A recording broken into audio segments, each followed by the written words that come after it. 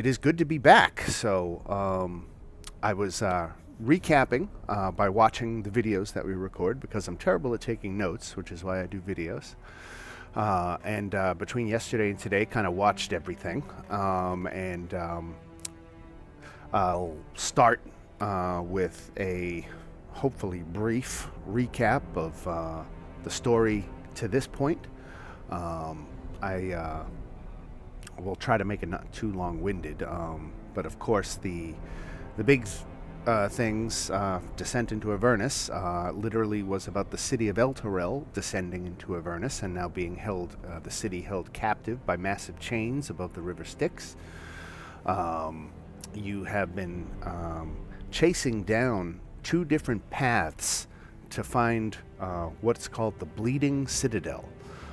There was the path of devils and the path of demons, two different ways you could find out the location of the Bleeding Citadel.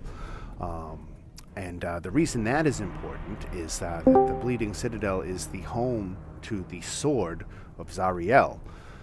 Zariel, just to remind you, is the arch fiend that rules this level of Avernus. She is a fallen angel whose zeal for fighting the eternal blood war between devils and demons brought her to hell, where Asmodeus made a deal with her and made her the ruler of the first level of hell so she could forever engage more directly in this blood war. So on one path, you have gleaned the location of the Bleeding Citadel, but for thoroughness, you wanted to complete the content that was on the other path, and that is where we find ourselves tonight. You are directed to go to a place called Koschichi's Maw. You were directed to go there by Olanthius, who lives... it's an odd choice of word. He is a Death Knight, but he resides in the crypt of the Hell Riders. Olanthius, the Death Knight, said if you can free Koschichi, that would cause a distraction for Zariel, and then he would reveal to you the location of the Bleeding Citadel. The other path was the path of demons, so I don't remember exactly what the other path, what it ends at, the wrecked flying fortress. Okay, so that would have been the path that took you down with that pit fiend Bell from Bell's Forge. He sent you to the wrecked flying fortress where he wanted you to retrieve these adamantine rods. And you got that. And then Bell has, I think, already revealed the location of the Bleeding Citadel. I guess you want to, confirm with Oleanthus the location, and then before you make it. No, we didn't turn the rods in, Dan. Oh, you didn't. Okay, very we good. We didn't want to turn in the adamantium rods because of the memory thing or something. I vaguely remember it, but we're going to try to do it this way. Right. So the rods you've already deduced are a component of the companion that is that floating sphere of energy that is above the city of Elturel. While it was back in Faerun, it was a radiant energy that it produced, and it actually protected Elturel from armies of undead. But then one day that radiant sphere turned necrotic and sucked them into hell. These rods seem to be something to unlock the companion, suggesting that there's something inside.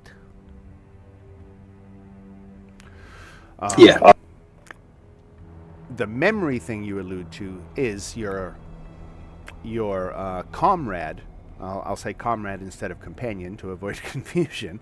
That is Lulu the Holophant, the little kind of Dumbo-looking thing that's been around you. Lulu has had memories returning the more she travels around hell.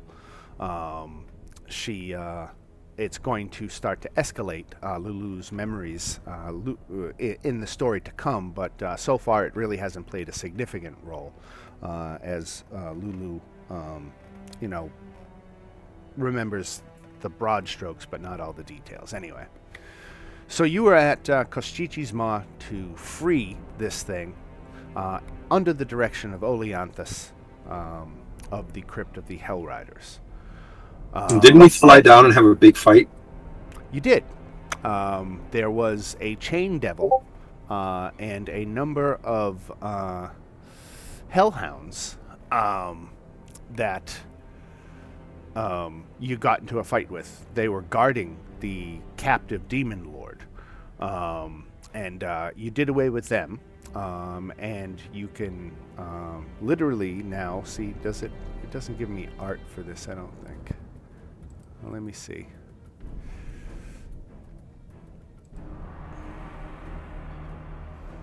No, I don't really see a good handout here. Kostichi resembles a squat hill giant with short, bandy legs and a grossly shaped head. He is a demon lord, frost giants who forsake their gods and turn to demon worship.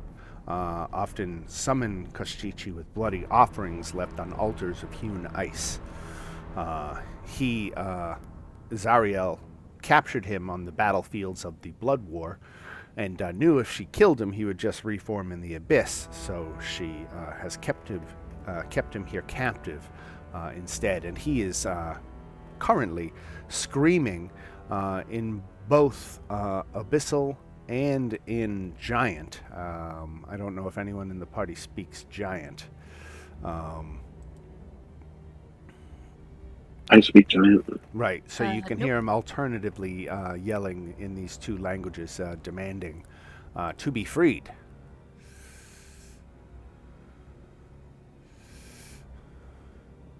And how is he bound? Chains.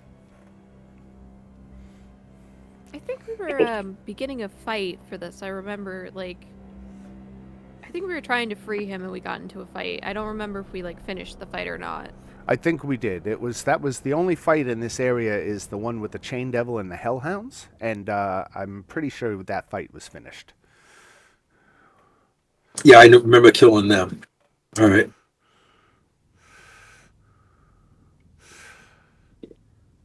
So Kostichi squats in a 10-foot deep, 80-foot diameter pool of black tar.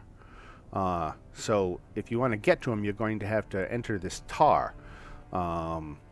His hands are chained behind him, and his unholy screams and vile epithets can be heard for miles. Aren't some of us still flying?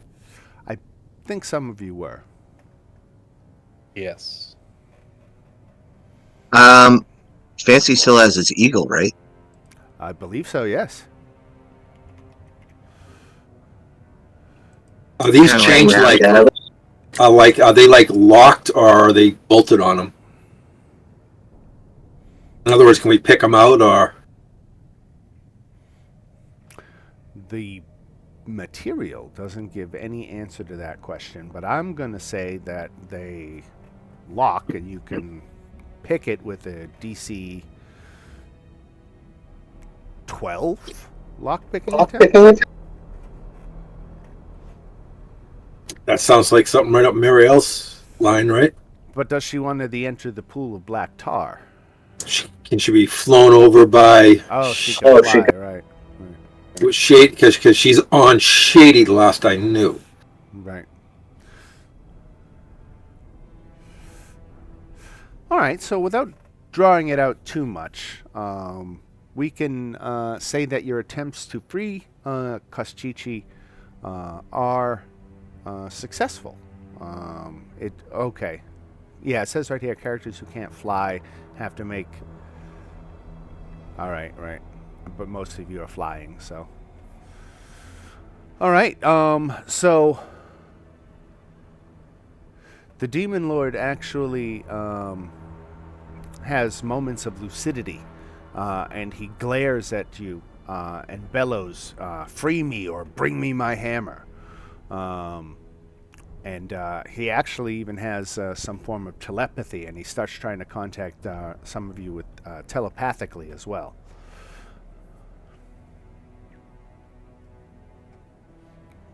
I can't understand them.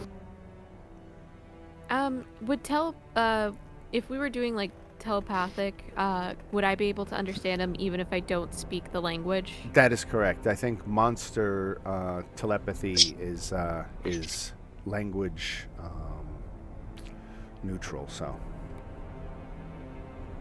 Okay. Yeah, if telepathic, I mean, yeah, like, do we see a hammer? Like, no.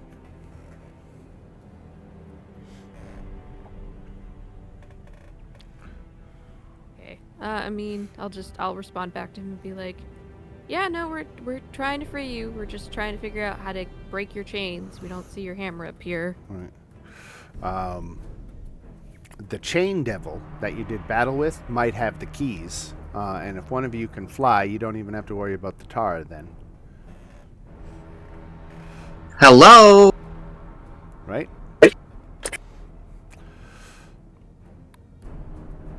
So your intention, you're all in on freeing him? As long as he'll tell us what we need to know. Oh, he doesn't have anything think he doesn't have any information from you. I think he has to create a distraction. Yeah, he's just there to create a distraction. Oleanthus, the Death Knight, back at the Crypt of the Hell Riders, is going to tell you where the Bleeding Citadel is. Oh, okay. But you had to do this first. Okay. I forgot all that, to be honest. It's been a month. It's okay. All right, then I guess we'll free him. We'll fly over, get the keys, and fly back.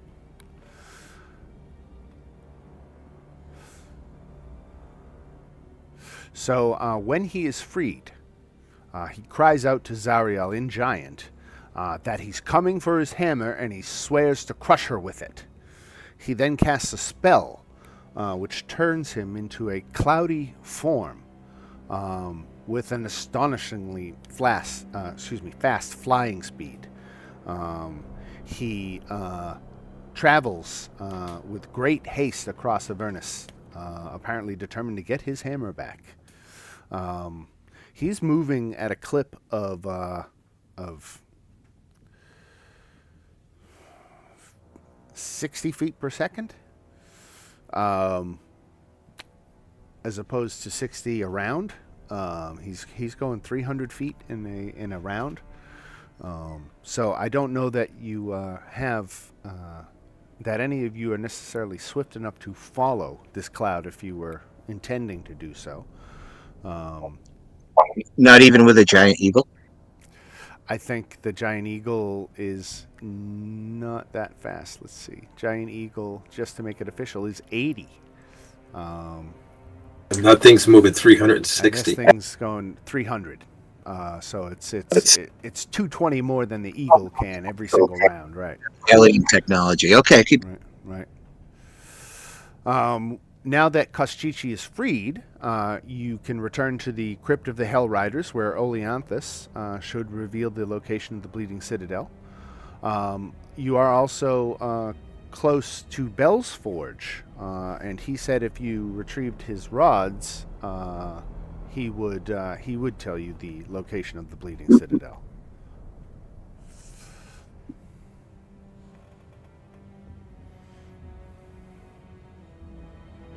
I think we want to go back and talk to the Death Knight, right? Because we didn't want to give the guy back his rods. Yeah, I just, for some reason, it doesn't feel right. At least to me. But if you guys wanted to, we could. I abstain from a vote. Just go. He seemed fine. He was real nice. Which one? How much worth The Death any Knight? beef than a Death Knight? Yeah. Yeah, we're going to go back to the Death Knight. Yeah, I was about to say, I'm for it because, you know what, he'll tell us something, and Sleem is always down for getting something in return. All right. So charting a course without a guide. Again, we've got to roll 2d4 and see what the result is.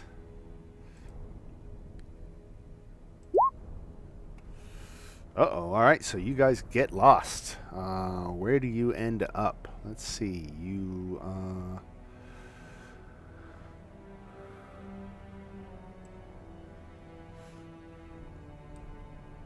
What happened? How did we resolve the Sibriex? That got away, didn't it? Yep. Yep.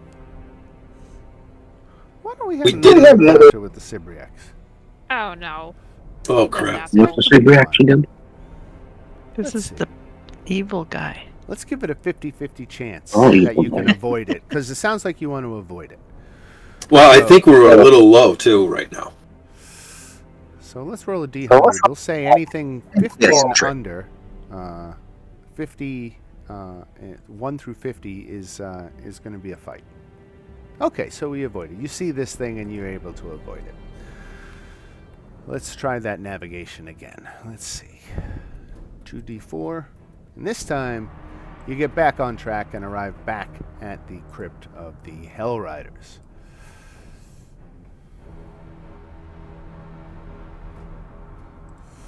Alright, now I'm going to come back to the Crypt of the Hell Riders, and this is where I expect this information to be. Not on another page, as sometimes they like to do with these things. Okay, so Oleanthus is willing to reveal the Bleeding Citadel's location if you create a diversion. If freed, the Demon Lord create the diversion. Once Kashichi is released, the characters can report back to Oleanthus at the Crypt of the Hell Riders, whereupon he reveals the Bleeding Citadel's location. It doesn't have to be any more complicated than that. Now, I think, if I'm not crazy, the crypt or the Bleeding Citadel is not a marked location on this map, much like El Terrell or Fort Knucklebone. So I'm guessing it's up the top of the map somewhere. let's see where we got a nice space for it. Yeah, there's like a nice sarlacc, but you know what? I like that suggestion. Let's go with that.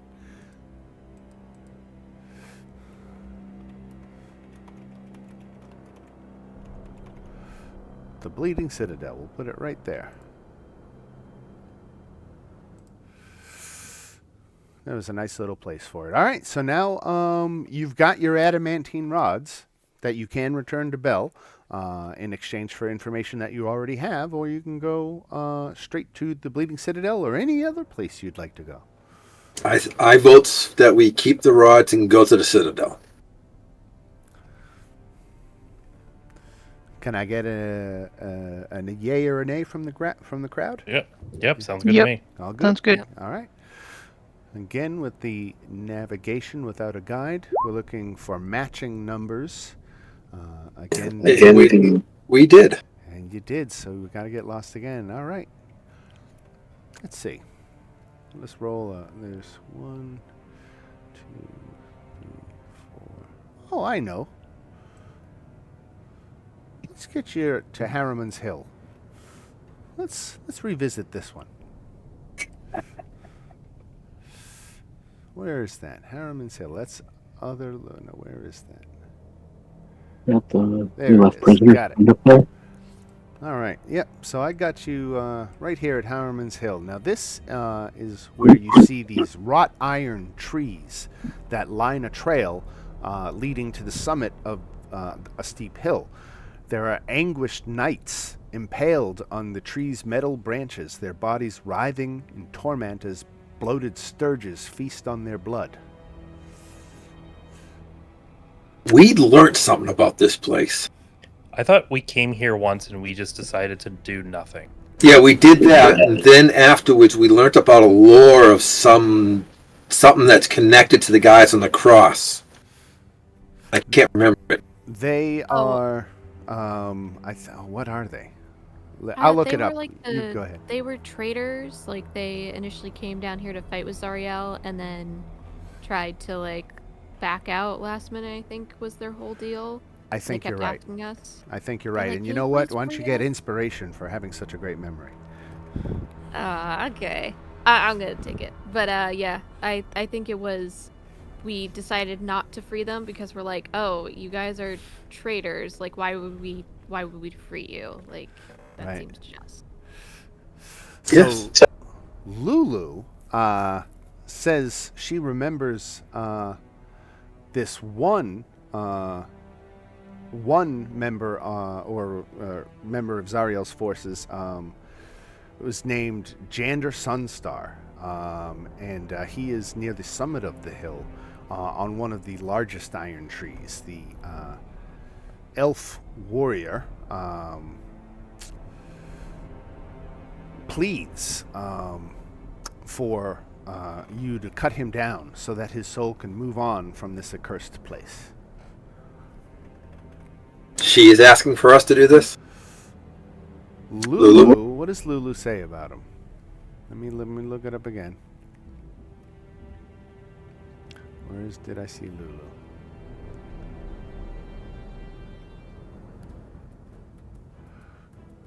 Lulu, okay, so she remembers that, he, as he would explain it, was trying to save lives. He realized that Zariel's incursion into hell with a bunch of humans on horses was misguided, and that she was going to get everybody killed. So when it's reported that he betrayed Zariel, he did it because he was looking to save lives. So I wouldn't, judge him. Obviously, Zariel is not going to forgive him, but Lulu does give him a pitiful look, and she is inclined to free him from his predicament and the rest of the knights.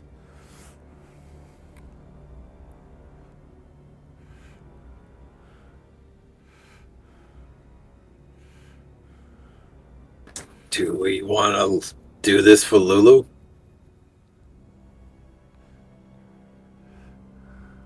It doesn't ask for much.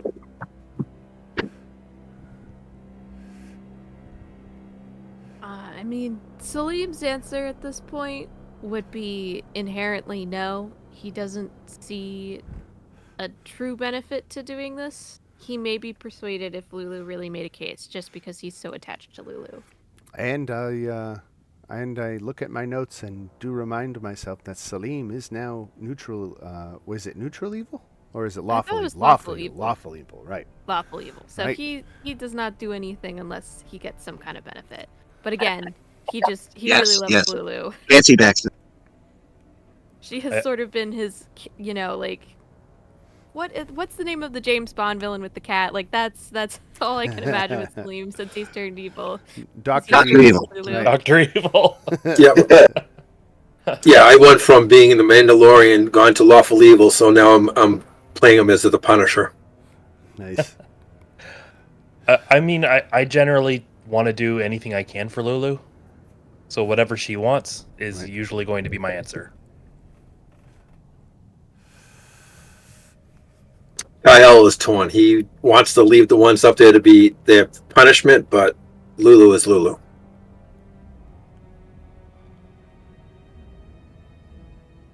Marielle? Yeah, it's fine. No, I was asking what you thought to do. Oh, I think Muriel wants to do whatever's going to be the most fun, so I think she's kind of watching you guys go back and forth like a tennis match to see what's going to happen. Nice.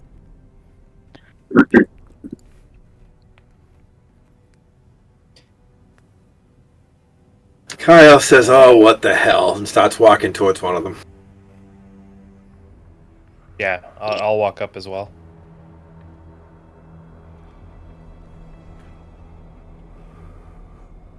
And then if no one protests, he's gonna cut Lulu's friends down. All right. Excuse me. Wrong pipe. Okay. So, as you free Jander, or any of his companions for that matter, their bodies crumble to dust in grateful release. But in response, the sturges that were all about the area all turn to attack the group. So just give me one moment to go back to the random battle map. Clean it up a little bit from our last encounter. I knew we weren't getting out of this easy. I just look at Lulu Are unimpressed. we still on an eagle? Is this eagle still with us? Is someone a shape-changed eagle, or... Fancy, you still an eagle? How long does polymorph last? I would like to still be an It's eagle, an but I think hour. it's gonna fall off. Yeah. As long as concentration isn't broken. It's 1 hour. All right, so it's definitely been more than an hour. All right, I will reapply it when we get to our destination. Okay. I'll delete the token for. Oh no! If you're gonna reapply it as soon as it comes, why not, right?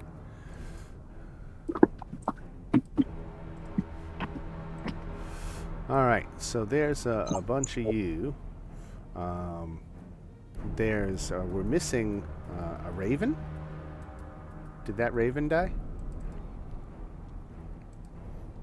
I think that was Derek's raven, right? You had time to resummon Yeah. him, though, right? I would have, yeah. Right. All right, let's put the raven back on the board. All right, so we got Lulu, Marcus, Salim, Dagon, Muriel, Fancy, Kyle, an owl, a raven, and Fancy's going to be transformed into an eagle. I've now got to drop. This is going to be fun. 20 sturges. Ooh.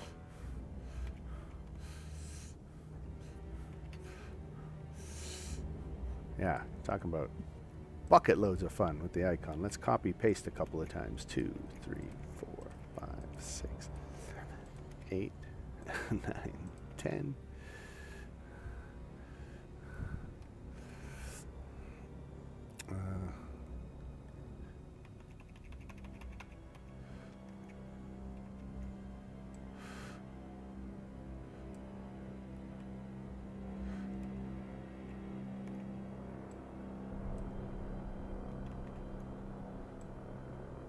What's going on here, yo?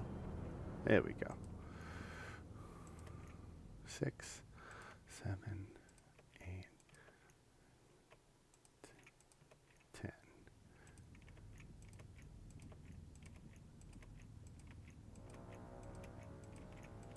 All right.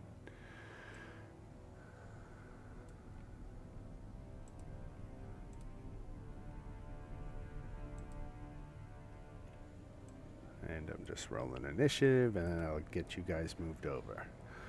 I got to roll for Lulu. All right, and 20 Sturges. Group initiative. Move the players.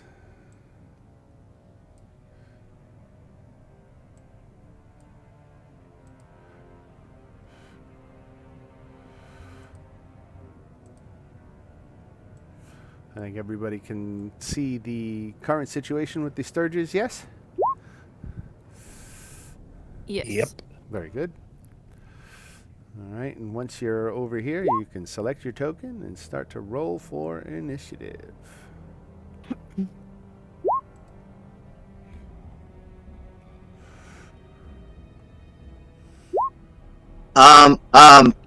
So Fancy is the eagle, right? Right. You specified enough that you did it as soon as you arrived at your destination, so. So we can just leave Fancy there, and I'll just use the eagle. Sure.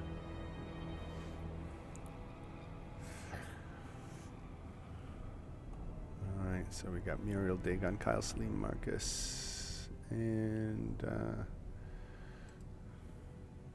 we got a roll initiative for Fancy.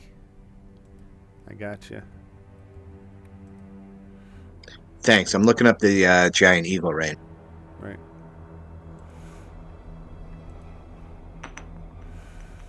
Fancy rolled a 15 plus 3 makes it 18.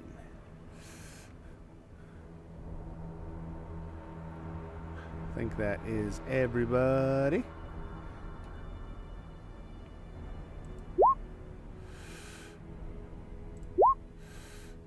All right. right, Kyle, you get the first action here. I'm going to start moving these birds just around a little bit, just because they wouldn't necessarily be all bunched like that. They're all flying around, so. Or if they were all lined up, I was going to have fun with that. Yeah, it wasn't super realistic to have them like that. I'm just going to quickly. Okay, I'll wait then, 'cause I was going to drop Toss's Cautious Brew right down the line. Right. Yeah, I was realizing that as we started to go that, we could, this fight would be over with the fireball. All right, we'll throw this guy here. All right, that's a fairly good spread, I think. Let me actually pull even these guys back. More like that. All right.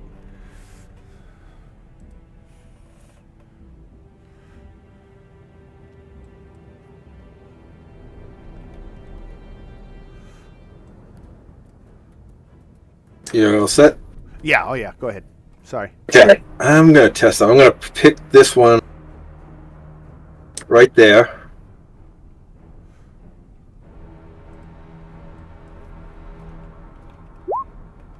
Uh, 8 points of damage to that one. All right, so that definitely splats him.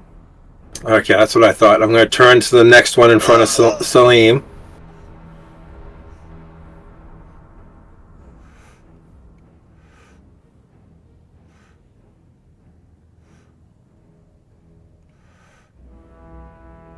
So that's on that one, and then there's another one, my third attack.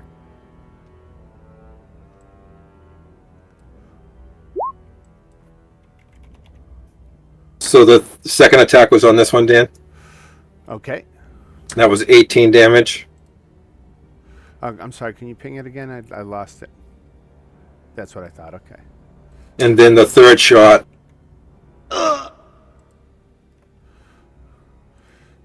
These guys have an armor class of 14. Okay, yeah, so I did hit 19 for 7 on that one. All right, another one bites the dust. And I'm clearing them right off the board.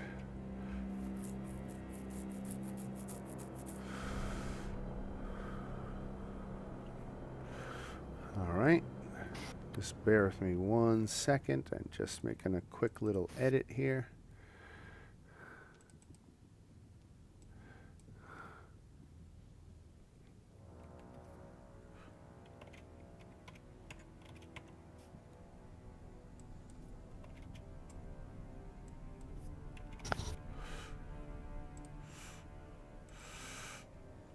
Sorry, I'm doing a little. I didn't necessarily plan for you guys to come here, so I didn't. This was all just random, so I just had to make a couple of quick little. Quick little. Let's see's. All right, there we go. All right.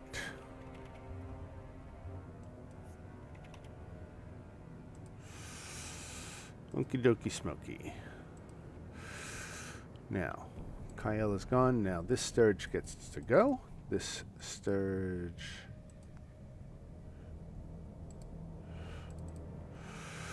has a fly speed of 40 feet.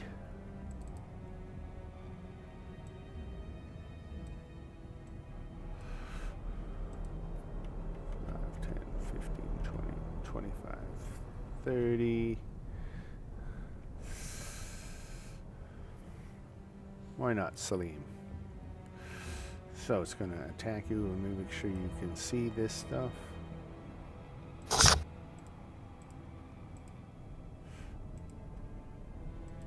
Here comes the Sturge is going to try to hit you. Does a 17 hit, Salim? Does, but because I see this coming at me, I'm gonna silvery barbs it to try and be like, nope, please leave me alone. All right, so that's a reroll, right? Yep. The Sturge is +5 to its weapon attack. 17 again. Okay, yeah. So you take the 5 piercing damage, and the Sturge has attached itself to you. atrocious. I hate this. I'm gonna What does that do? put the token kind of right on top of you there, to signify that it is attached to you. Now, while attached, at the start of each of the Sturge's turns, you lose 1d4 plus 3 hit points due to blood loss. A creature, including the target, can use its action to detach the Sturge.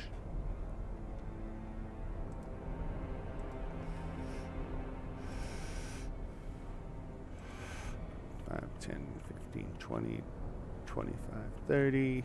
All right, let's see who they're going after. Going after Dagon. 20. Not good enough, is it? Yeah. Scary. Shakes his fist defiantly at you. Mr. Owl. I told him to get out of range. Okay.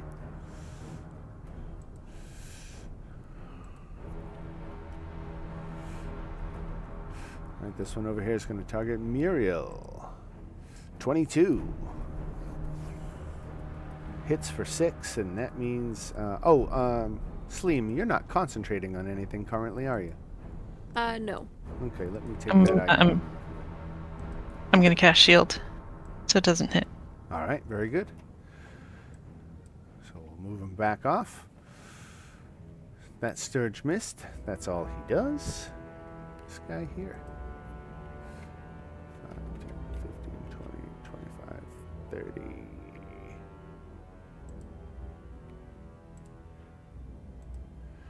Going after Marcus.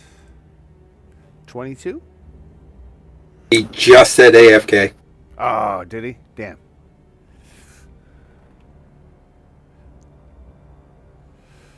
Oh, yeah, he did. Look at that. All right.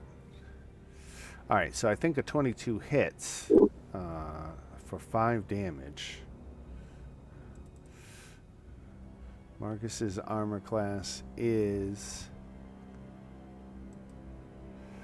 18, so the 22 definitely hits, and he takes 5 damage and the thing attaches to him. Now, I think I can adjust his hit points here.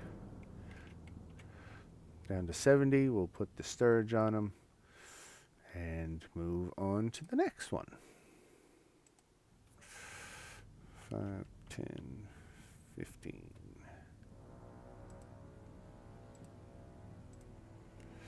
Going after Dagon. 15. No dice. Fancy. The eagle. Okay, I am above an opportunity attack, right? Yes, you are flying high. All right, can I go right onto this target? Which one? Okay, that is That's one the of your raven. allies, right? Okay. What about this target? Ping again, I'm sorry. Yeah, that's a valid target.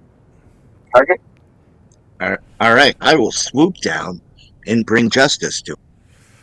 Justice at the end of sharp eagle claws.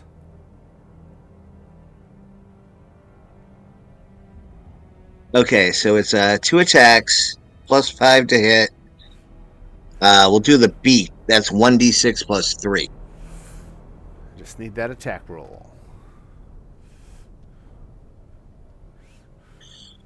Why don't you just roll a d6? It's You probably got it. quick. So if you hold down the Alt key and double click on the eagle, it should pop up where you can do these attacks. It makes one with beaks and one with talons. So let's see. So the first one it crits. Let me fix it so it rolls damage. Yeah, which is 1d6 plus 3. All right, so I'm just going to roll that again for the damage. All right, 13 slashing damage, so that kills that one. Okay. Do I have any more room to move? You can attack the one next to it with your beak. No, that was my beak. Now my talons are coming in. Okay, Did you roll 2d6? I rolled the Talon attack, which is 2d6 plus 3. Okay, yeah, we'll do it the opposite way. Don't worry. All right, Alright. roll 1d6. All right, that one missed. The beak attack, 9. A little too dexterous. You snap at it, but it avoids your beak. And then Okay. do you want to fly away or you want to stay engaged? Well, would I take an opportunity attack? You might. I'll stay engaged. Okay. Muriel. All right. I'm going to bonus action disengage and 2, 3, 4, 5, 6 run back here. Strategic withdrawal. And then what are these things up here? They are sturges that have attached themselves to your comrades. Oh. Is anything bad if I attack a sturge that's attached to my friend? Yes, I would say that the full damage is delivered to the sturge and to the player. And to the player. Yeah, Ooh. equal amount. Ew. Right? That's not good. And who's that? That's Lulu? That's Lulu. Okay, that's what I thought.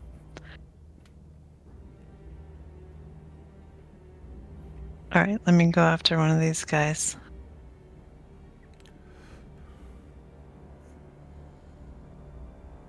Oh, I'm having trouble with my mouse. Sorry. No worries.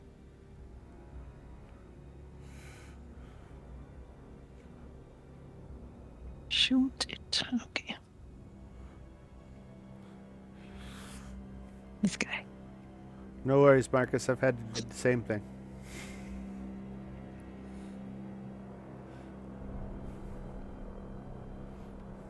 Yeah, good timing. Right? But you did get 5 points of damage while you were gone. Oh, that's cool. It's all good. And I'm sorry, Muriel, which one did you target? That guy. All right. So I love to hear the sound too. I could just delete the token, but I have to minus the 2 hit points first and then delete the token. Uh-huh. It's a Pavlovian response thing. All right, Muriel, so you took a shot. Anything else? Is there anything to take cover behind? Let's see, where are we right now? You're at Harmon's Hill. So, yeah, there's these steel trees. It wouldn't give you the hidden condition, but it would give you 3/4 cover. Which I mean, think I'll just do that. I don't even know if they have anything ranged, but right. sure. All right, I'm behind a tree. Lulu's gonna move forward and attack and miss.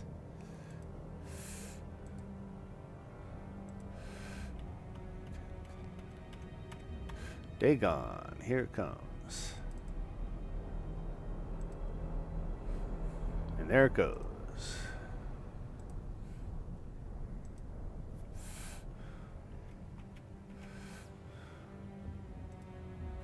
All right, going at Marcus.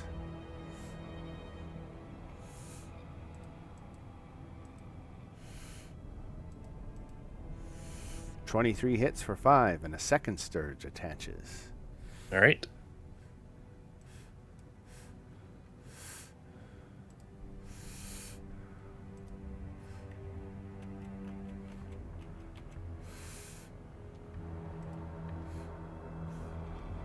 Going on Dagon, 8 misses.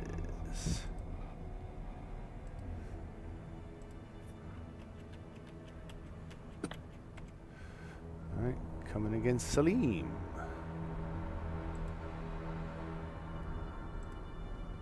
"13 misses, right?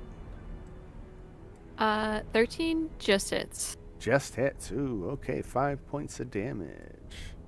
Yeah. And another one attaches to you. Bloodsuckers, man. 10, 15, 20, 25, 30, 35, 40. All right. Let's see. Going after Salim. Sorry. 16 hits for 4 more. Yep. Now you've got 3 attached to you. Oh my god, yes. Right. All right, Mr. Raven. Yeah, I think I'm gonna have my Raven just fly up and get out of the way because he only has 1 hit point. We'll just move him back here. Right. But pretend he's up. Right.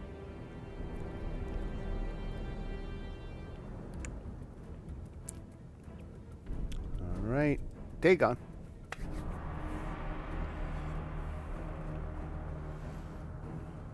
Dagon measuring fireballs. Dagon measuring fireballs. Without hitting any of my.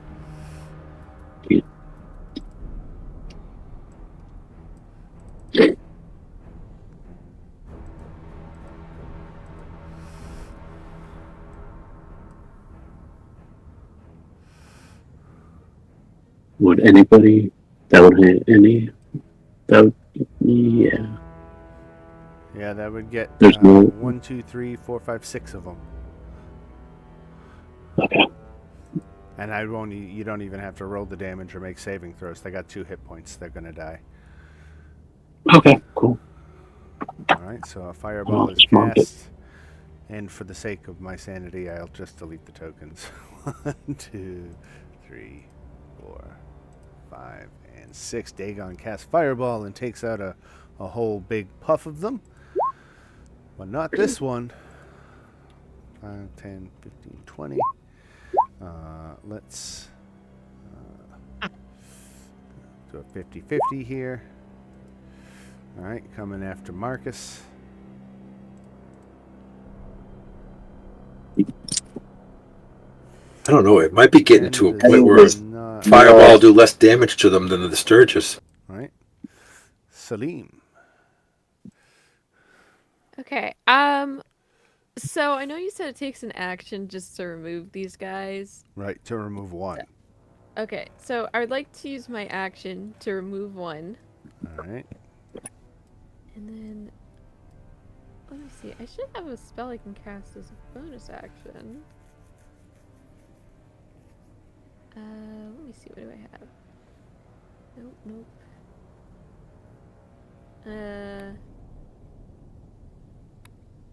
Yeah, Misty Step would not get them off of me, right? No, they would come with you. All right. Then I don't have a spell because all I can do is Hex or Misty Step. Yeah, I think I'm just going to, as my bonus action, just telepathically call out to someone in the group and just be like, "Get these things off of me now! I can't see." All right. A psychic plea goes out, and this Sturge comes in on Dagon and Lulu. Going after Dagon.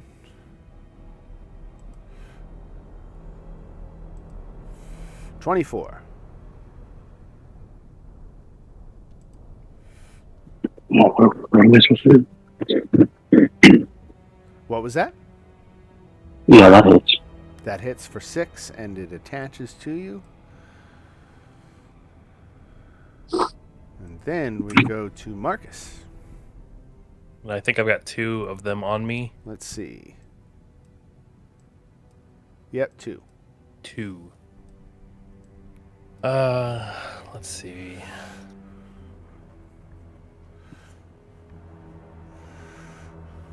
It does the drain on its turn, right? Yeah. Okay. Yes. Yep. I'll use an action to remove 1 of them. Right. And then a bonus action, I'll cast spiritual weapon, Okay, let me find that. mace. We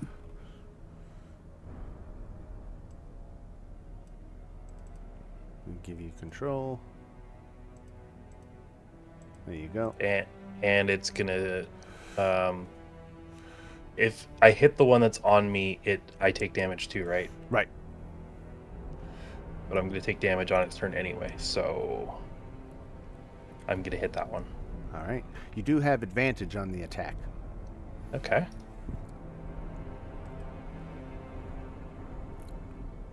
Okay. You destroy the one that's on you and take 9 points of damage. Okay. All right. This Sturge here swoops in on Lulu and Dagon. Going after Lulu. 7 misses. And this last lonely Sturge flies on up into Salim. Do I have 10. 3 again on me? Okay, No, no, it 10 missed, it misses. missed. All right. Okay, now, at this point, the remaining crucified souls on the trees all begin to wail in terror as a nightmare steed comes charging down from the sky towards your location, bearing a horrific rider. So bear with me one moment.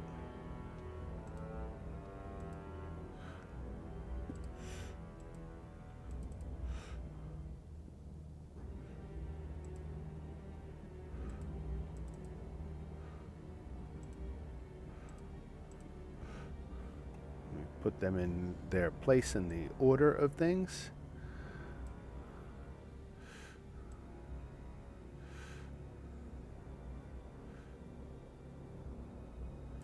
All right, so charging down out of the sky is this new threat. Let me give you a look at the rider here.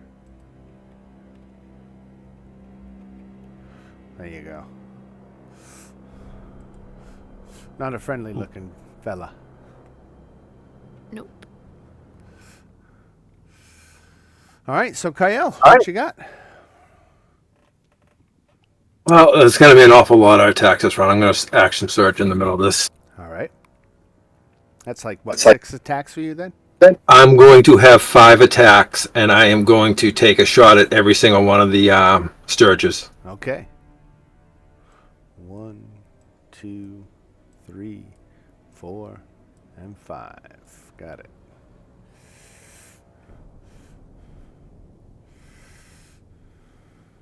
Hit. Hit. Hit. Hit.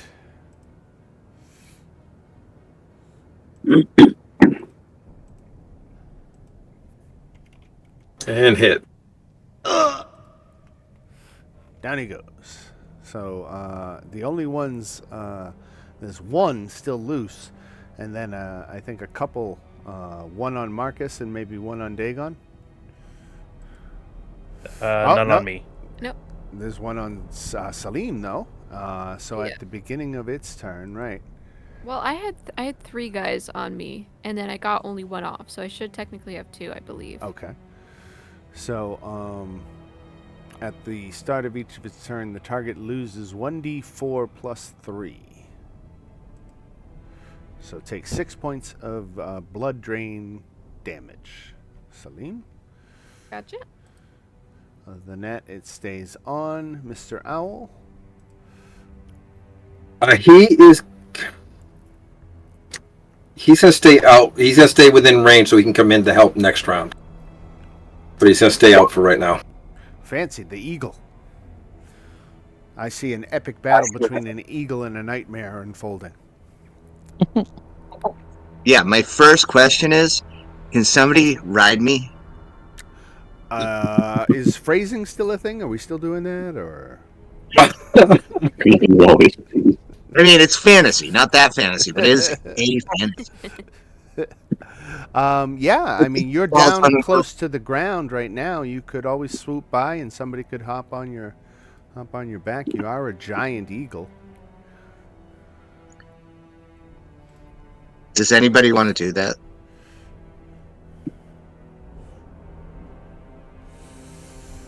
The problem is I'm probably going to get one-shotted by this thing, so we'll just try to do it like Tom Cruise. Danger zone, man. All right, I am going to fly. How many feet above the ground is that person? Let's put them. Let me see what their movement is. You can fly 90. Let's put them 100 feet up. Okay, and which way is the sun? Because I want to come out of the sun. There is no sun. Oh man! All right. Well, I'm gonna start heading over there. How many feet am I up right now? Let's put you, because you were just attacking some sturges that were closer to ground level, let's put you 10 foot off the ground right now. Okay, and I have 80 feet to go, so I will go.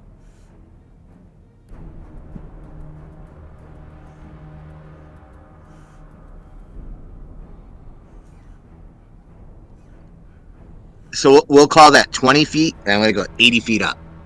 Okay. And I think that does it for Mr. Eagle, and we can go to Miss Muriel. All right. Are there any of the sturges left that aren't attached to one of my friends at this point? Down here. Oh, okay. I'll shoot Shoot to kill. that one. Sharpshooter. 17 hits and annihilates this creature. That's some Robin Hood type marksmanship, hitting a sturge from that distance. Cool. That shit's tight. Right. Anything else, Mira? Yeah, I guess I will. No. I lied. I'll save it. All right. Wait a minute. Can you only get... No, because I can't get it anyway, because I don't have it. Okay, yep, I lied. I won't do it. Never mind. That's it. Okay, Lulu uses her action to pull this sturge off Dagon. Oh, thank you, Lord.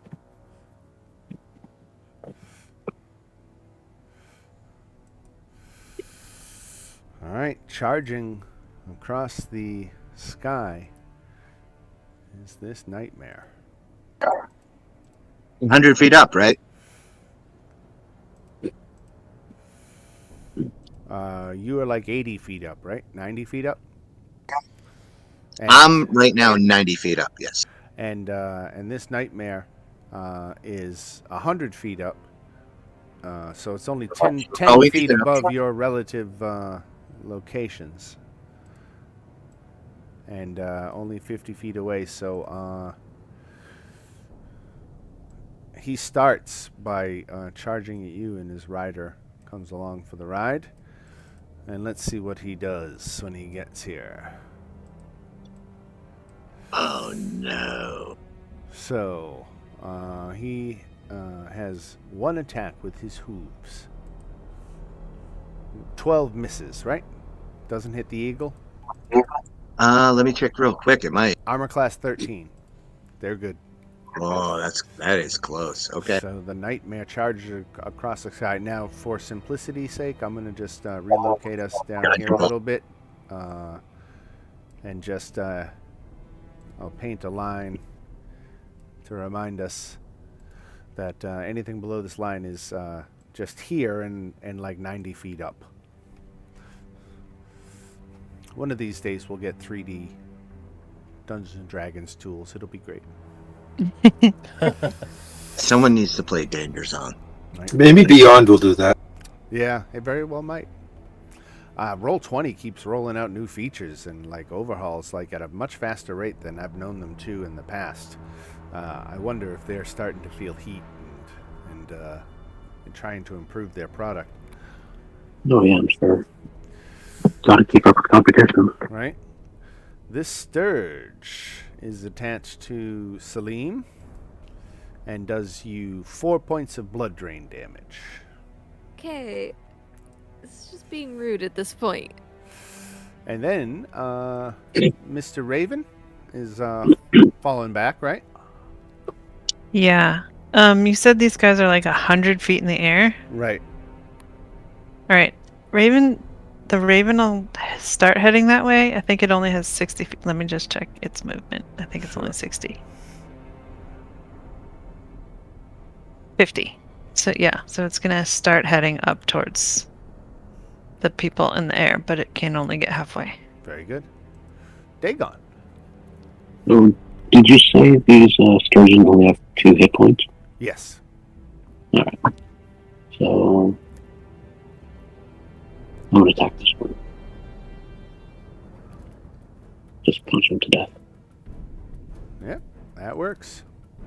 And then I'm gonna move over to this one. And punch this one.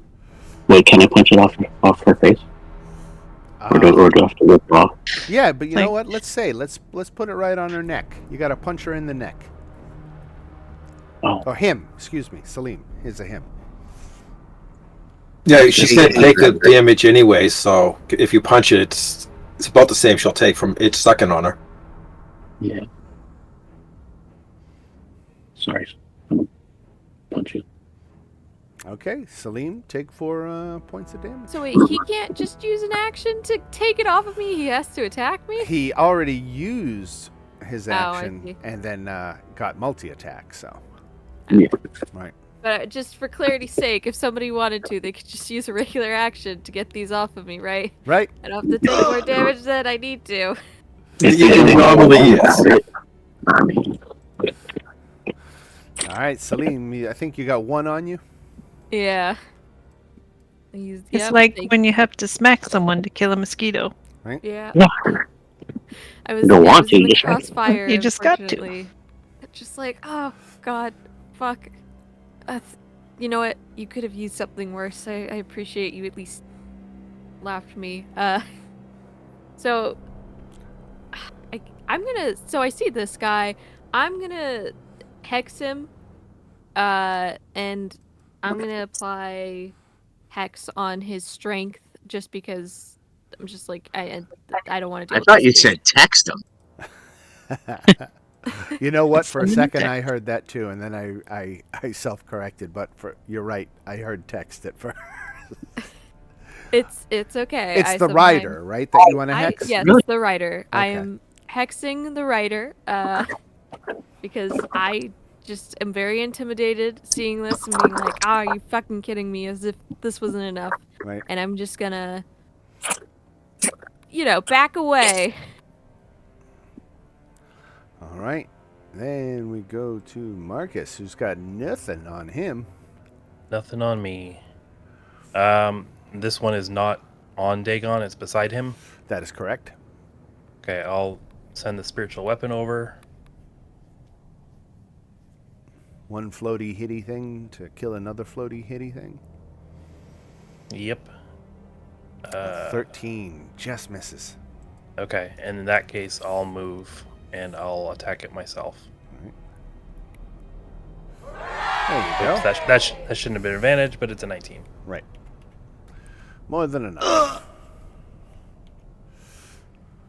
Okay, now this guy, what's he gonna do?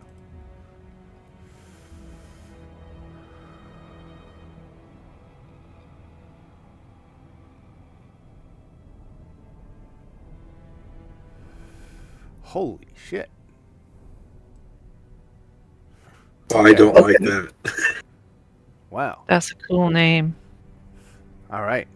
So, Haruman, this is one of Zariel's lieutenants, uses... It's not Narzugon. yeah, that's the type of thing he is. Not. Oh, that's a right, cool right, word. Right. Yeah, he is a fiend. But all right, so he's not going to use that because he's got no allies around. Each creature that isn't a fiend within 60 feet of the Narzugon. So that's basically, I think that's the Raven and Fancy, the Eagle. Have to make Yeah, we're at 80 feet right now. So the Raven and Fancy should make a DC 17 Charisma saving throw. Well, that's good. Charisma. And the Raven. How charismatic is my Raven? Oh, not Fancy not pulls it charismatic off. at all. Well, you can thank that bastard Poe for making them not so charismatic. I gotta roll really high. Nevermore. Nope. Nope. All right. So your Raven is frightened. Okay. Let me choose the frightened condition here. Let's put that on there. Okay. Frightened creatures have disadvantage on attack and abilities, and they can't willingly move closer to the source of their fear. Ugh, that's okay. Right. So, yeah. So that is the first thing he does. Now he uses 3 Hellfire Lance attacks. He's got reach of 10 feet. His only target is Fancy. He's got 3 of these. I'm like, none of this sounds good. Okay. You ready? This Yeah. isn't good. This isn't good. It's a I'll Hellfire catch you. Lance. Yeah. I'll Slightly catch you better Saturday. than anal implants together. So Fancy, take 29 points of damage. Oh man. Oh man. Guess This is gonna what? hurt, Gene. Because you're, let's be generous and call you 80 feet up. Is he falling? He's Oh falling. no. Wait. I want to show I'm familiar with terminal velocity. I will catch him with Featherfall. Wait, hold on. Can I silvery barbs that? He's gonna fall anyways. He's got 3 of those Silvery attacks. barbs. That doesn't help with the failed saving throw, does it? Oh, was it a failed saving I throw? mean, silvery barbs can be made. Or It no, was an- it was an attack roll, right? It was the Hellfire Yeah. Lance. You're right. All right, But- yeah. Silvery Barbs only has a range of 60 feet, so and I Yeah. think they're too far up. Yeah, they're too far up. You're right. Yeah, even with the feather fall, you have to You wait can always to drop time it. 20 Yeah, I'm gonna have to wait till he drops about 40 feet and then hit him with that Featherfall. I love the visuals on this, where your friend is falling out of the sky, and and Kyle starts to cast, and Marcus just puts his hand out and like, not yet. Not yet. let him fall in Let a him fall a terrifying. little. He's got to be terrified for a little bit first. At least I'm He keeping won't a learn little bit of unless, attention know, away from he you. Has the fear of death. Right. So we'll be nice and say that his range, that Fancy, after he starts to plummet, is no longer within his melee range, so he can't. He can't. Well, that's a plus. Right. So he's basically wasted his other 2 attacks. He's too high up, and he's got to wait for his horse to come around to get him down closer to the ground. Yep. He doesn't have anything ranged. Wasted his killing fish. So then we go to Kyle. So, in visual, he's straight above us. Right. Alright, I can shoot him then. It's like 100 feet up, as long as it's within 100 feet range. I have 120 on the hand crossbows, and because of sharpshooter, I don't get disadvantage for distance. Right. Okay. Ooh, nice. So, let's try it out. Aiming for the rider or the steed.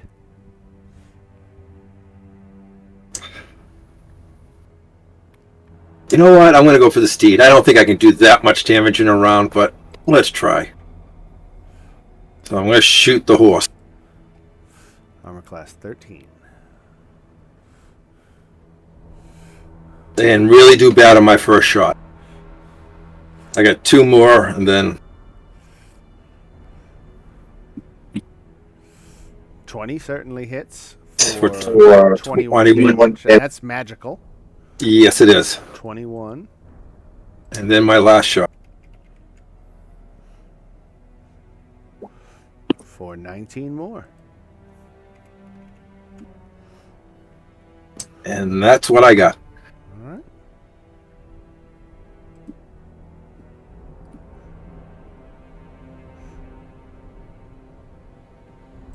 All right, Mr. Owl. He will fly in and fly out this time. Okay. Giving He's advantage on the mount. All right. Again, the how much movement does that guy have? He's Let me take a quick look. I forget. he's I only thought got it a was fly speed of 60, so he can't get there and back. He can't even get halfway there. Well, like he Well, aren't can't they get straight halfway. above us? Yeah, but like 100 feet up. Okay.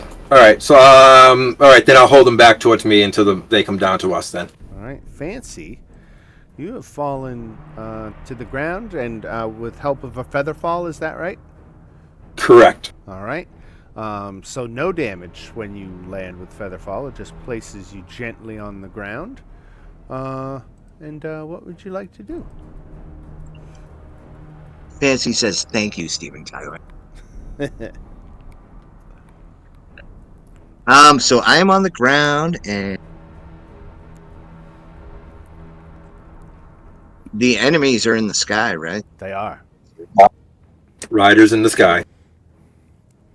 Okay. I thought I was going to die, so I didn't really have a plan. I will cast Cure Wounds on myself.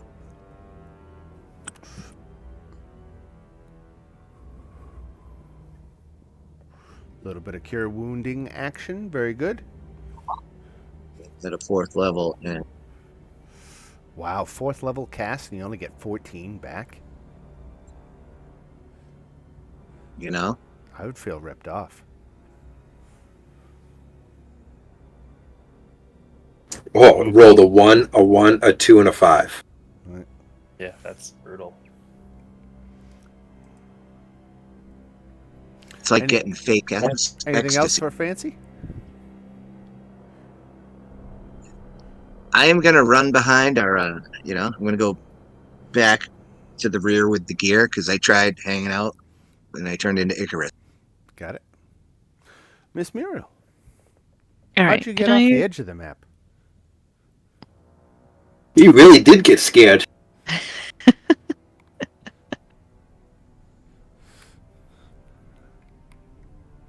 Can I use my bonus action to actually try to hide this time? Yeah, sure. So you're playing a little 3-card ante with, the trees darting back and forth between various trees, confusing people as to which one you're standing behind. All right. So, let's see. I'll get Narzagon to make a perception check. So he didn't notice you. Does the steed notice you? Perception is what? Wisdom? Yeah. Yep. Yeah, all right. So, nope. You have been lost in the shuffle. Then that would give me There's advantage, advantage on the steed right now. No, there isn't. Never Yeah. mind. He didn't make it. Right. but I'm hidden, so I have advantage. Right. So I'm going to shoot the steed. The steed.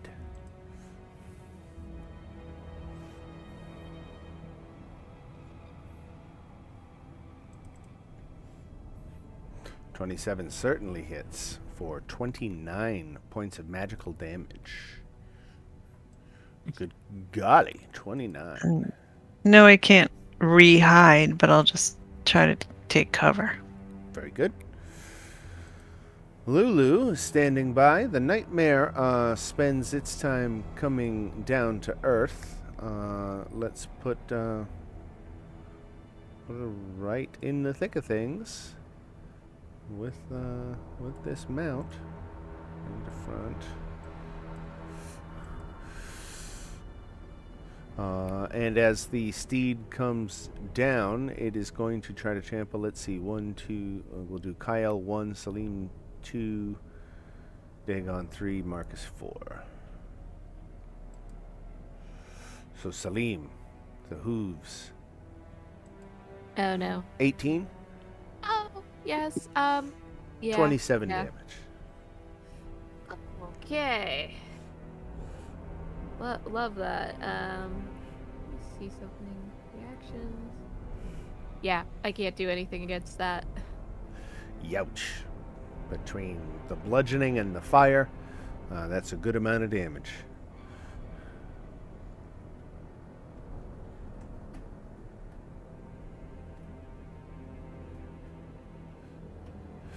All right. And the frightened raven can't come closer to the nightmare, but doesn't. Let me look at that frightened condition again.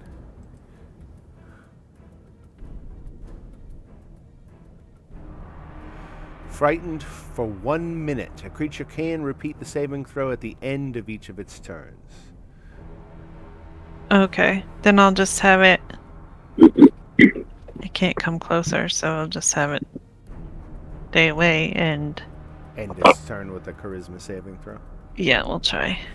DC I pretty 17. much. It's a tough Yeah, one. I pretty much have to roll 20 to do this.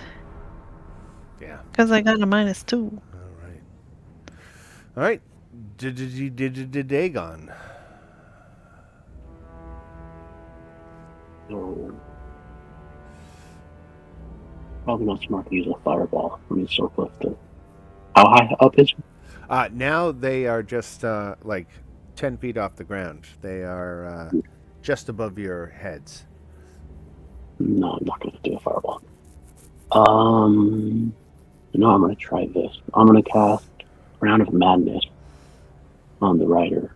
On the rider. Crown of Madness. Wisdom save. Failed.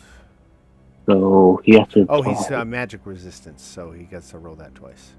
Still failed. Okay. Alright, so on target must use its action. Make a melee attack against a creature other than itself that I choose. So I want him to attack his steed.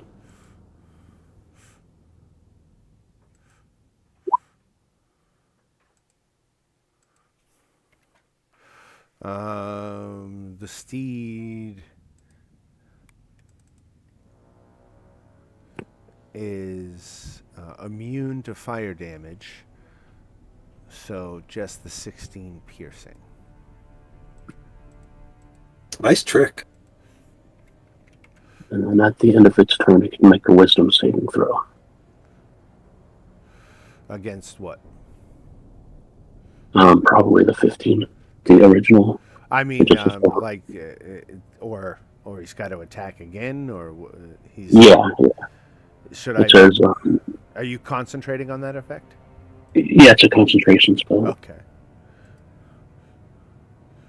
Got And I have to use an action to keep it. We'll put a red dot on him for the Crown of Madness. All right, Celine. Okay. I'm gonna. Okay, I'm gonna Misty Step out of there, and I'm gonna go over to where I last saw Muriel. Right. Be like, okay, I don't want another horse attack on me, and then as my action, I'll Eldritch Blast him. I'm gonna aim for the rider. Okay. Armor class 20. He's got plate armor and a shield.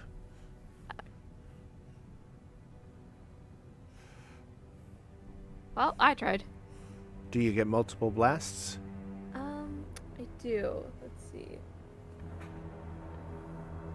Okay, so I get 2 beams at 5th level, so I can do another one. And roll again. Ooh, just missed. Damn. All right. Marcus. Okay. How far are Salim and Marielle? Are they off the map, or are they I think where they they're. actually look? I think they're where they actually look. Okay. I'm gonna throw one of these out on everybody. Everybody gets Whoa. 32.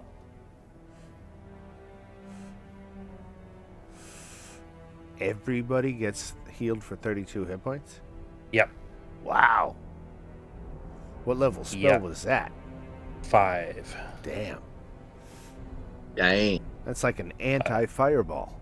Yeah, I figured we get everyone back to a little higher to kind of begin the fight with this guy. Right. Some good rolls in there, though. Right. All right, that's it for Marcus. Oh, and bonus action with the spiritual weapon. Attack the steed. Attack the steed. Spiritual After weapon. playing BG3, spiritual weapon is an entirely different meaning to me. Yeah. I haven't haven't used played a it. cleric yet. Yeah. Yeah. 13 points of damage. Okay. And that's magical damage. Yep. Right on. All right. So our friend here. Let me see here. He keeps on attacking his steed.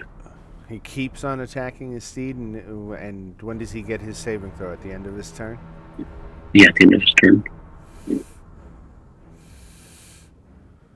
All right, I gotta see. Can you pop up the spell description just so I can check something? Yeah.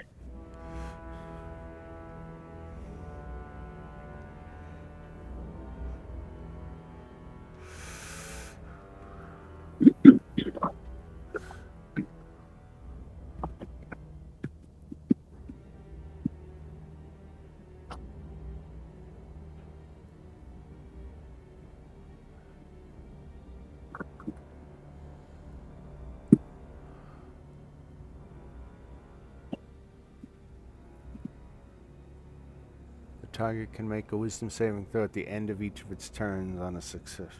Okay, so he.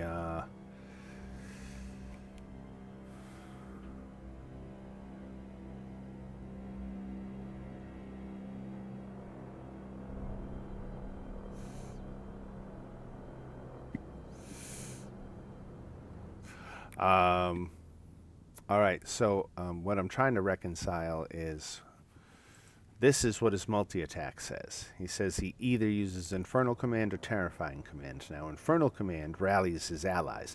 He's alone in this fight. So he would default to Terrifying Command. Now, each creature that isn't a fiend within 60 feet who can hear the command have to make a saving throw or become frightened. So does he still issue his Terrifying Command when he attacks his steed? If that's the default of the attack, I would have to say he does that by default. It doesn't. Right. Yeah. So agree. everybody is within 60 feet at this point. So everybody has to make a DC 17 Charisma saving throw. Even the people not on the map? Right. Alright, I'm gonna use my inspiration to reroll that. Oh, God So you damn it. said it was charisma, right? Right. Charisma save. Right.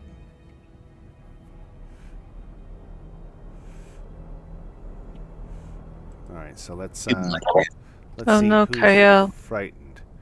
Kyle rolled a 0. All right. So Kyle is frightened. Get the conditions up here. Kyle is frightened. Kyle's gonna have to change his underwear after this one. Right. Salim is frightened.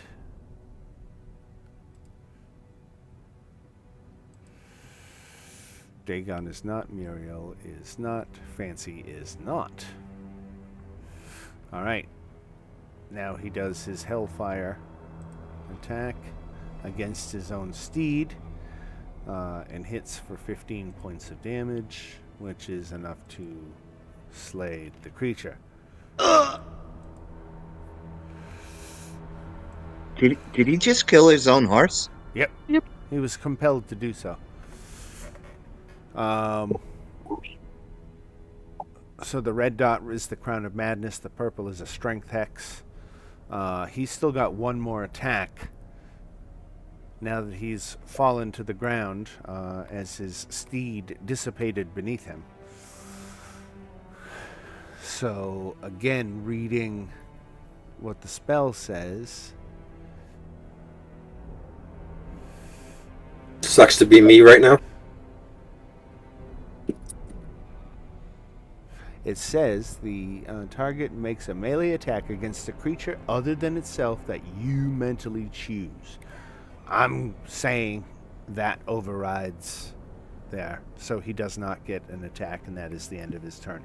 But he does get to save again against that. So let's see. What was it, a DC 15? Yeah. Wisdom saving throw with advantage.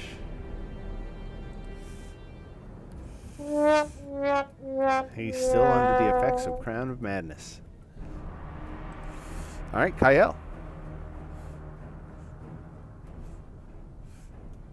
Wow. Well, I'm still going to do this because since I basically soiled my pants, I am going to Misty Step. You might try a prestidigitation too. Woo! I might have to after that. And then I am going to... It doesn't say I can't shoot him, though. No, just that you have disadvantage on it.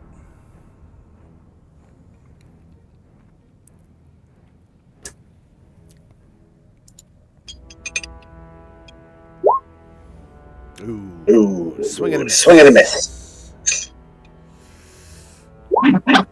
That one hit. 11 damage.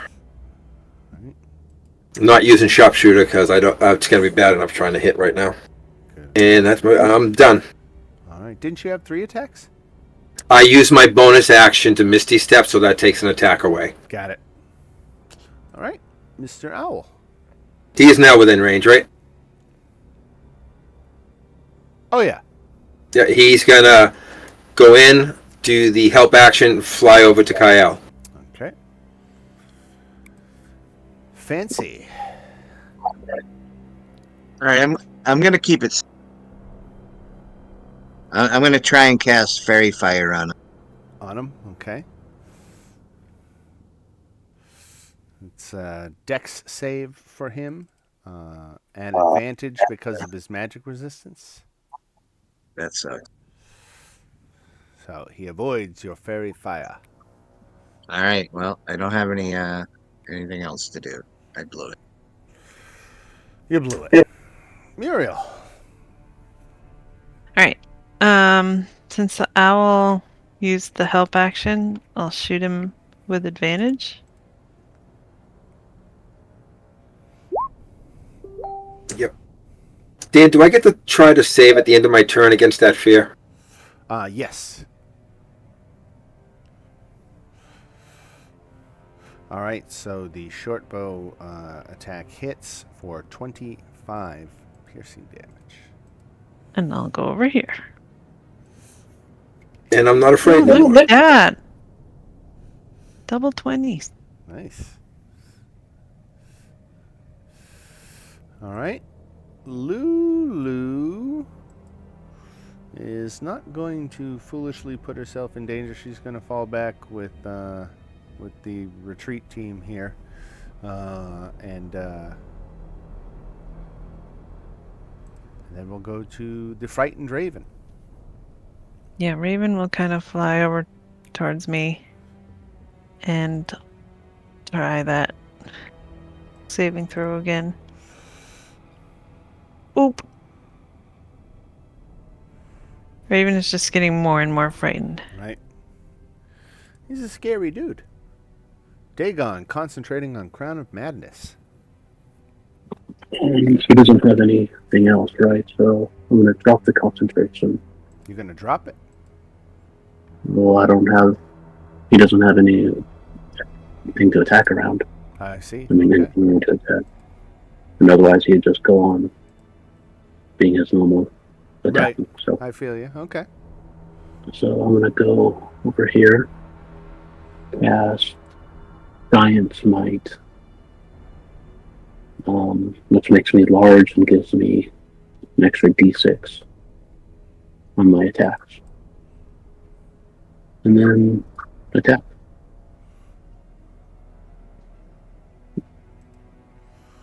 That,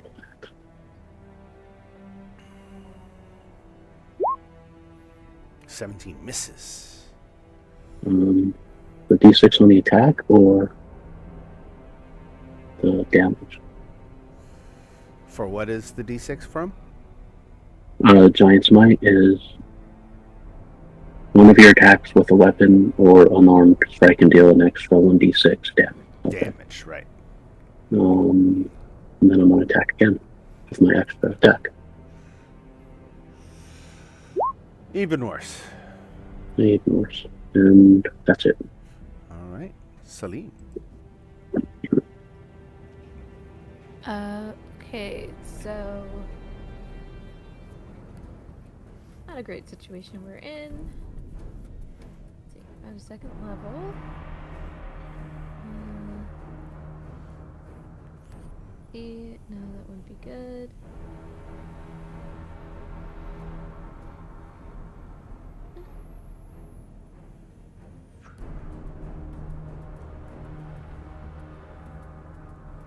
Okay, I'm going to cast summon abjuration. Okay. And basically I can call a beholderkin, a slad, or a star spawn. Okay. I'm just going to make this easy. Let's just say the starkin. It's called a Starkin. I'm sorry, not starkin, star spawn. I was scrolling. I misread that.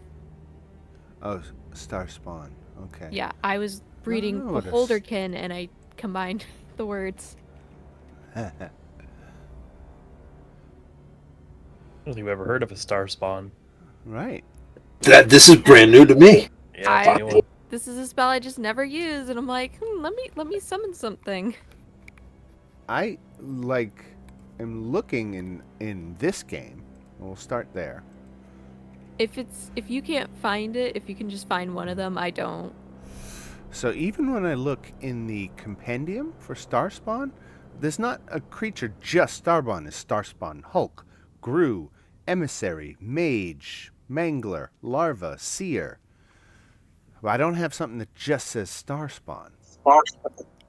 I choose Oh, Groot. it says it's the creature resembles an abjuration of that kind, which determines certain traits. But I guess it's not actually A monster. the creature itself. Okay. Okay, so it doesn't matter. I just have to pick it to look like something. I see. It's appearance only. Got it. Yeah. Alright. I have certain abilities, but like it's in the spell of like what I can and can't do. I gotcha. Okay, so you have adopted some of the features of the Starspawn. Got it. Yeah. All right. This creature I summon, I'll put it here. We can Okay. just put whatever. We'll just put some kind of monster. I would think Eldritch Horror type thing. It's kind of cool.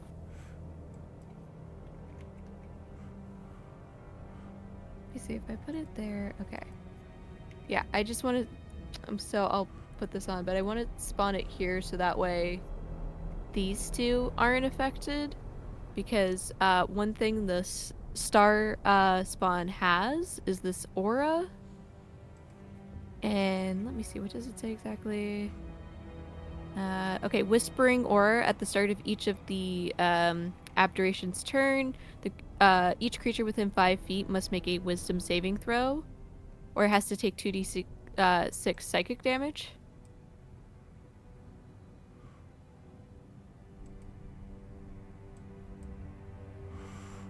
How many hit points does the Starspawn have? It has 40. 40. Plus, yeah, just 40. Armor class is what? 11. 11, okay. Wait, 11 plus the... So, I'm sorry, it's 15, actually. Okay. 15. I would have it down here so it's not right next to Dagon. Got it. Perfect. Okay. All right. Armor So- class 15, 40 hit points. Salim summons a thing. A thing. All right. And so our knight friend has to make a wisdom saving throw. Okay. With advantage because of magic resistance. Okay. What? Okay, he just made it. Right. So that's just an aura that this thing has. Got it. That he'll have to continue doing as long as it's still there. Is that thing called an aura of shrieks? It's the whispering aura. Whispering aura. Okay, so it's a little something different than what this monster that I selected for the token has. Well, we're glad it's close enough. And as an attack, it's going to psychic slam, which is a melee attack. So we're gonna see. Hold on.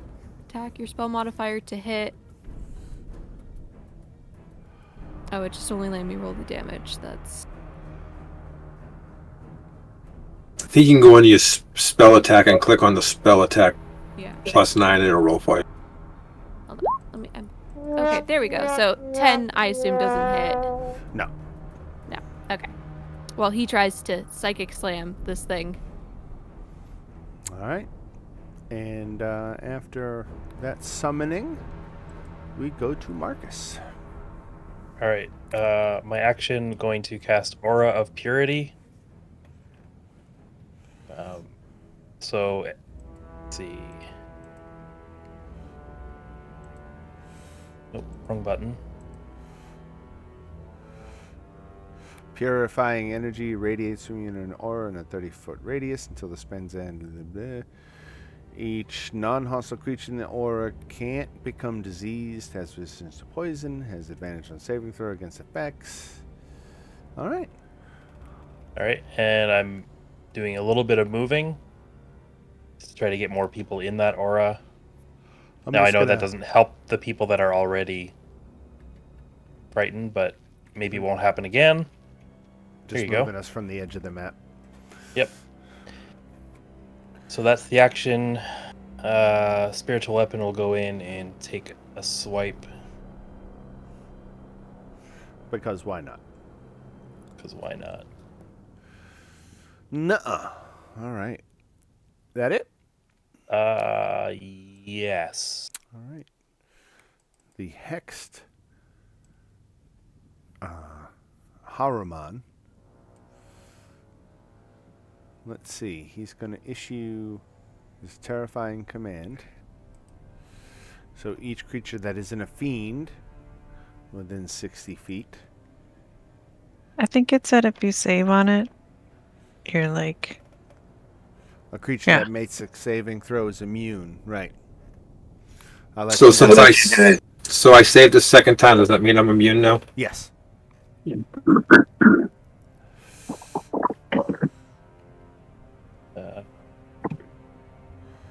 Does everybody remember?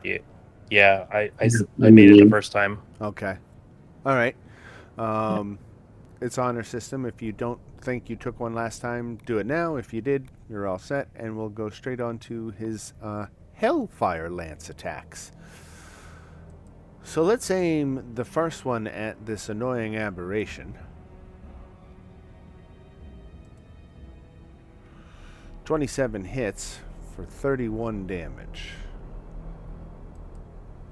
God, Dan. I don't think he likes your aberration. He's only got 9 hit points left. You know what? I'd rather it be a bullet sponge. Here comes the second attack, which does 28 more. Yeah, he's gone. He only had 9 hit points after that first attack. Right. And then the last attack is coming against Marcus. Okay. 13. 21. That's a miss. Right. And that is it. And we go to Kyle. Kyle, who's not afraid anymore, I'm going to just grab a soda real quick. I'll be right back. Mm-hmm. I'll wait for the next two then.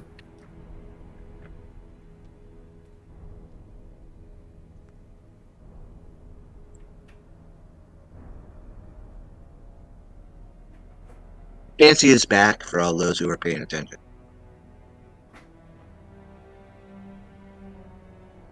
I think we're going to need a long rest after this. Yeah, probably. Yeah. I'm running on empty.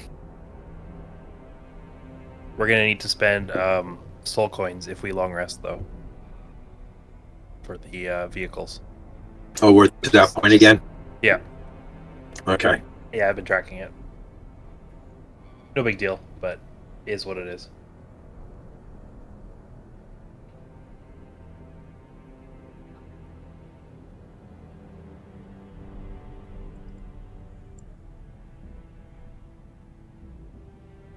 And that'll leave me only one more day to go back to the normal lab.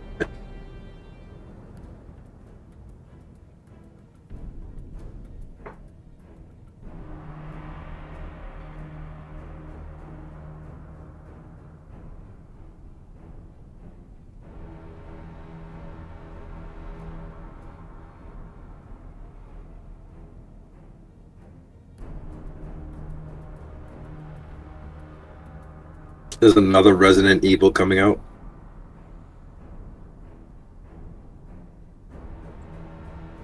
A game? Or movie. I don't know. It just said something about it, and I put it off to remind me later.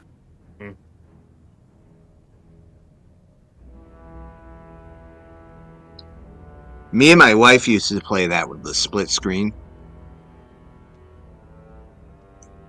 Resident Evil 4.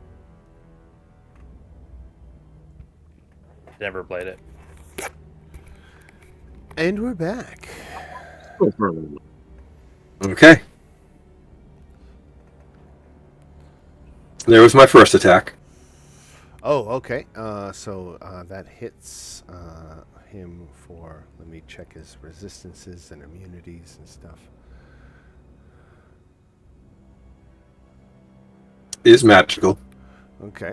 So 18 total damage. All right. Second attack.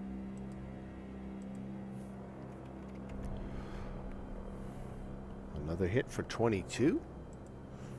And third attack. And 20 more. Damn. You hit like a truck, motherfucker. That's everything. All right.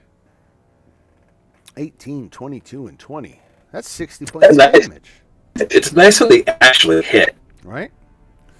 You're fucking Hulk. You're over here. Hulk smash. And this is ranged weapons? Oh, sharpshooter, right. So not less Hulk and more Hawkeye, I guess. Yeah. All right. Mr. Owl. Fly in, do the help action, fly back out. A flyby. Fancy, what you got? I was just going through that, and I think I'm going to settle on this. Hold on.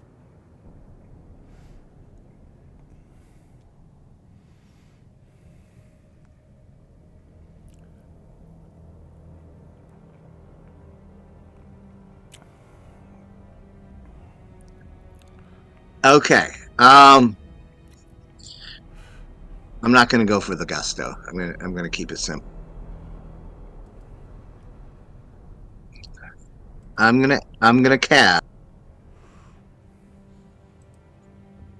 Dissonant Whispers at a third level.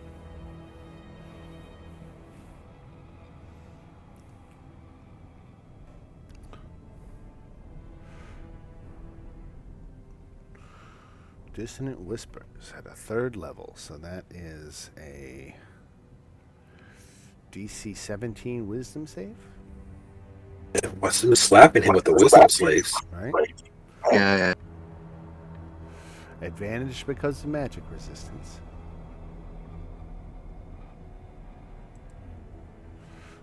Okay, he made it. Still takes 8 damage. Right? Or is it 7? Yeah. Yeah, sorry. Yeah. 7 damage, but no runaway or fun stuff like that. All right. And if that's it for Fancy, we'll go to Muriel.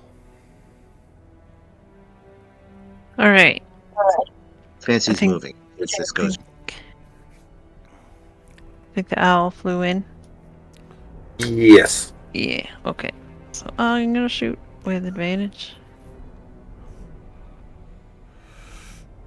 Nice. 24. 24. Yeah, and then since I keep forgetting that I can do this, I'll action surge and shoot him again. But I don't think I get advantage this time. No, you don't. The help in action is just the But I'll shoot him anyway. All right. That one glanced off his shield, so that did not hit. Right. All right. Lulu is hanging back like she tends to do. The Raven can't come any closer, right? But gets to repeat its saving throw. Yep. Hey! Look at that. No Raven's longer not frightened. scared anymore. Stand up to that bully. All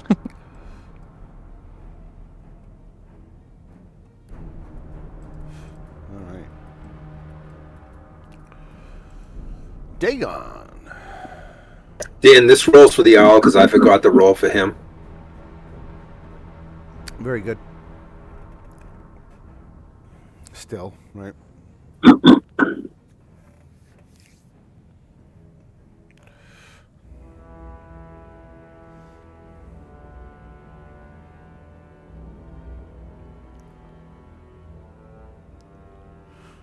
$29. All right, hit for 7.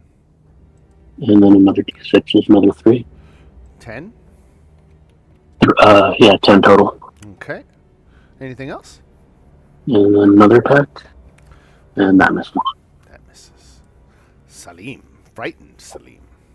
Well, because of the aura, I don't believe I'm frightened anymore. Oh, very good. Let me take that off of you then.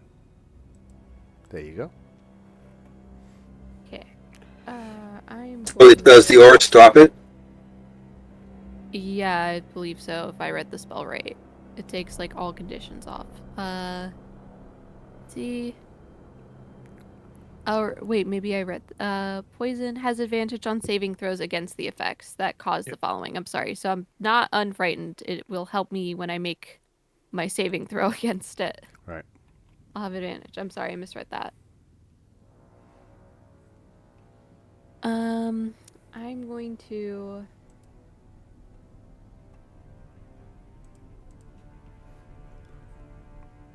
Kind of pissed about the whole killing my guy, so I'm gonna hit him with my lance. I'm gonna use my psychic lance to hit him.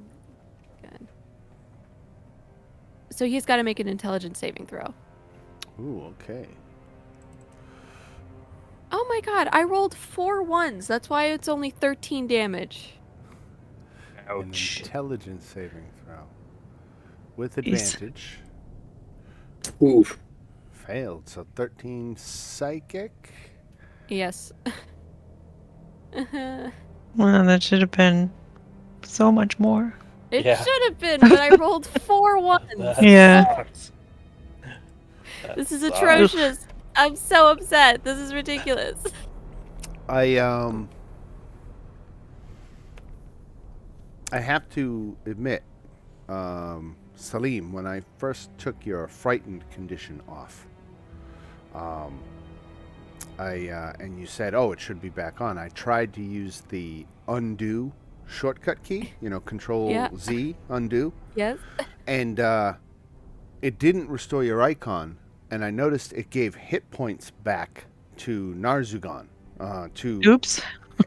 I just don't remember how much damage it was, and I can't. There's no redo button, so I've accidentally restored a few hit points to Haruman here, and I think gonna Dagon was the last one to hit him. Just looking at this, it looks like he got him for 7. 7. Because 17 okay. wouldn't hit this guy, right? Right. I think you're right. I think it must have been the 7 then. Right, because 17 misses. Okay. I feel bad because you had him really close. I know he was getting down there, pretty close to being dead. So I didn't want to have the scales tip before his next turn came up. All right, so I was about to say, do I make another saving throw at the end of because it's my Yes. turn again? right Okay. at the end of your turn, right? Okay, because I can't do anything bonus wise. I think you get advantage in the aura. Yeah. Yes. What was the DC again? 17. Okay, I made it with the first roll. Great. Taking off the frightened condition. And then we go to Marcus. Okay, I'm going to circle around him to get into flanking, Yes. and I'm gonna. Well, should have been not an advantage, but that's okay. 24 6 for hits. 6 bludgeoning, and then the spiritual weapon will hit him as well.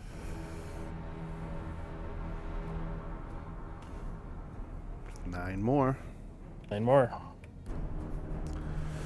All right. And I know what he's going to do.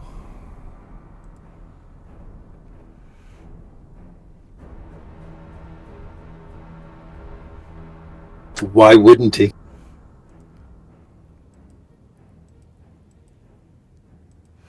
Plus 100.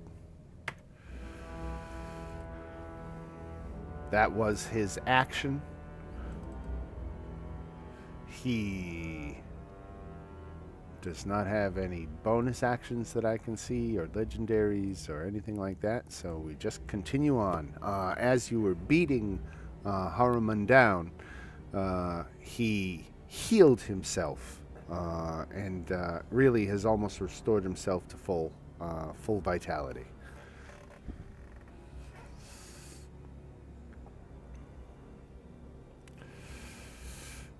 A miss.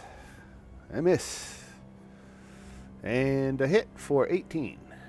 Yeah, and then you have rounds like that. Right. 18 is still not a bad round. That's not too shabby.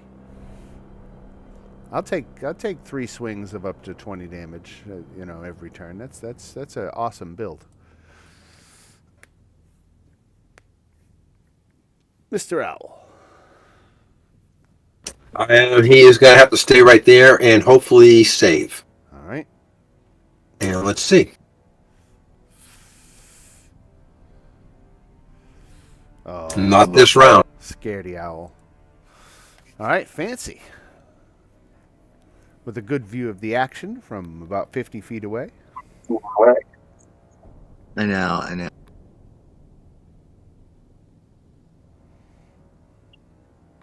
So basically, we're fighting this guy? Basically. Just him? All right.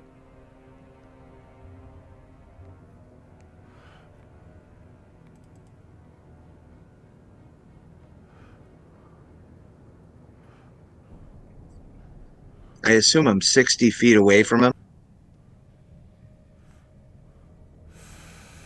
Yeah, or less. I definitely have that. Okay.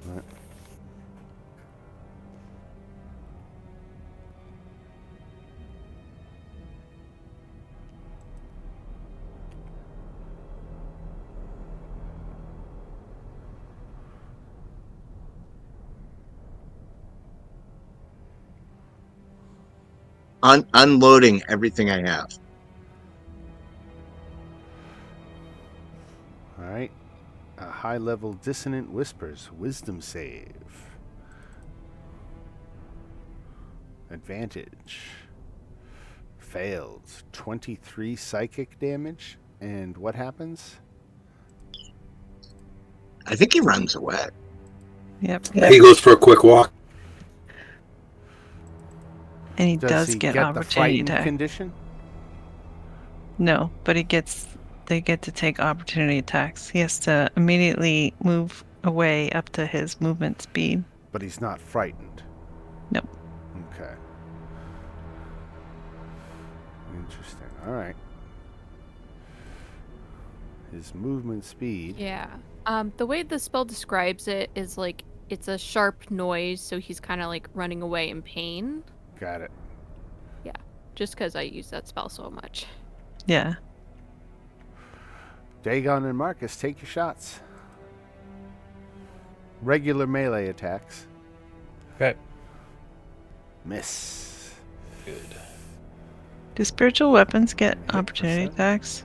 I don't think they get reactions. Right. Okay. All right. That was Fancy's Dissonant Whispers. That's where I love Warcaster. And he's only moved about 10 feet so far, 15 feet. He's only got a movement of 30 though, so we'll put him a couple more down here. All right. Muriel. All right. I think he's still within my range. Yeah. Oh yeah. Okay. So I guess the owl. Did not. Oh, yeah, did not. Okay, I have Raven's coming up here. Raven is not afraid anymore. Okay, I'm going to hold my shot and let my Raven go in there. Got it. All right. Raiden goes in. Take your shot. Okay. Shoot it. And then I can shoot at advantage.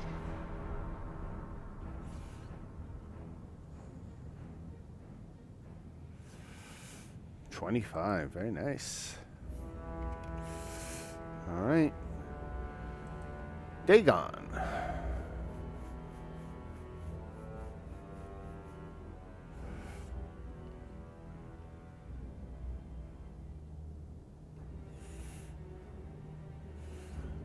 Oh, you are muted, sir, if you're talking.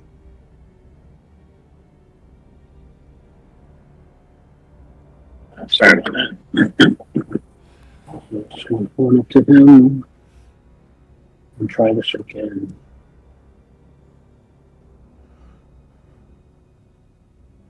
Be fit. 21 hits. Which one hits? Yeah.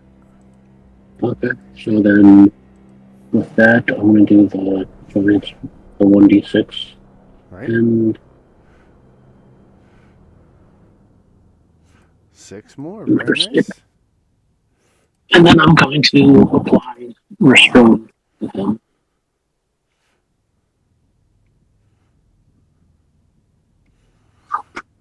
And then I'll still right. Any other Alright, attacks? so What did you say you were applying? restrained. Let me read this thing since my notes. It says, fire room. In addition, when you hit a creature with an attack using a weapon, you can invoke the rune to summon fiery shackles. The target takes an extra 2d6 fire damage and it must succeed on a strength saving throw, a DC 14, or be restrained for 1 minute. While restrained by the shackles, the target takes 2d6 fire damage at the start of each turn. The target Start is of each of its immune to turn. fire damage. It's immune? Okay. Immune, right. But it'd still be restrained. Right. And it could repeat the saving throw at the end of each of its turn. All right. So, what's the saving throw against? 14. I mean, it's Strength saving.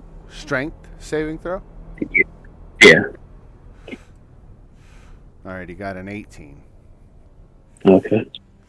So no restraint, And no fire damage. no restraint. No fire damage. All right. Anything else, sir? And no, that's it. All right. Salim.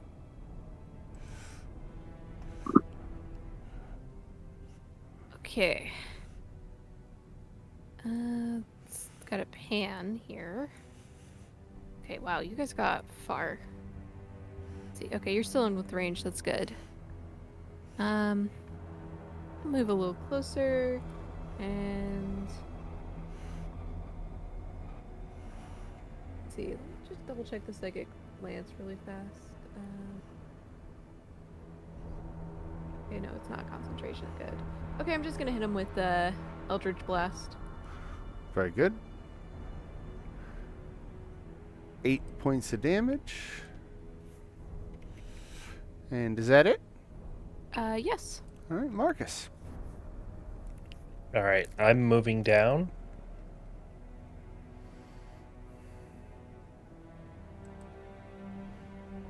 Flanking. Flanking. 12 is definitely not going to work. Right. How far can Spiritual Hammer go? Is it 30 or 20? It's 20. I think it's 20. No, he can still make it 5, 10, 15, 20. Yep, he's got it. Ooh, that sucks too. All right. Let's see. Haruman.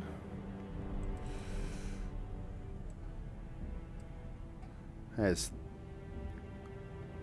you both Dagon and Marcus at this point have made their saving throw against his terrifying command? Yes. Or he doesn't know that. Yes. So technically he does it again. If anybody is not immune, roll for a saving throw, but if you are immune, ignore that. And Marcus, you're no longer concentrating. That was for the Crown of Madness, right? Or I no, am that's the concentrating. aura. The aura, yeah. Right. Although if everyone's saved, I don't really need it, but Right. it's fine. All right, here comes the attacks on Dagon. A hit for 33. Oh boy. Wait, what? For 33. Isn't that... Oh, he didn't have it's advantage on the attack. I'm sorry. 16 misses. Okay. 18 misses. And so does 19. Kyle. Just here for a minute. Oh, I'm going to stay right where I'm at.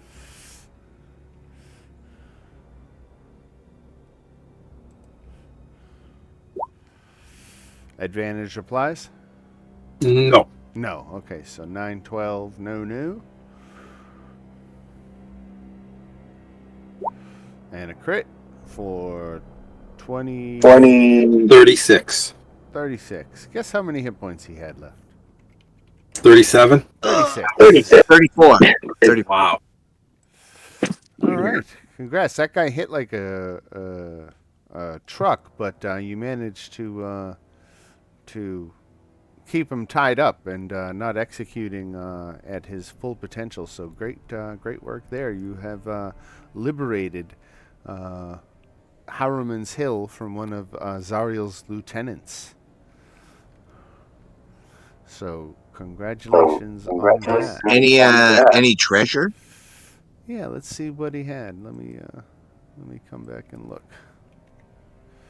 Oh, I closed all my notes. Let me shrink that. Here we go. Treasure, let's see.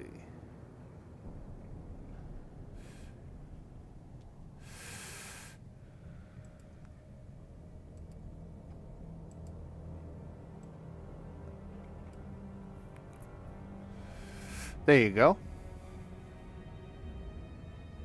That's what he had.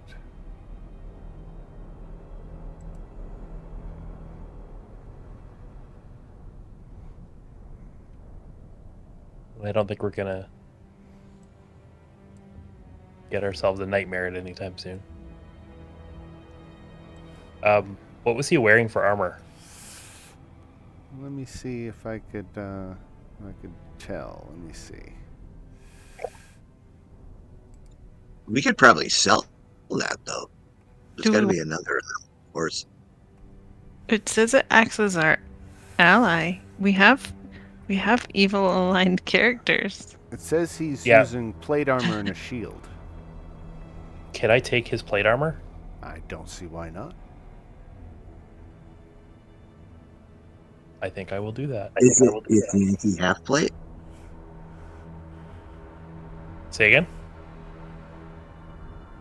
I said, is it Yankee half plate? Yeah, I didn't get that either time. He said Gith Yankee half plate. Oh, making a Baldur's Gate reference? I think so. Right. Right. Why? You don't think we're going to need the nightmare as a mount for his steed?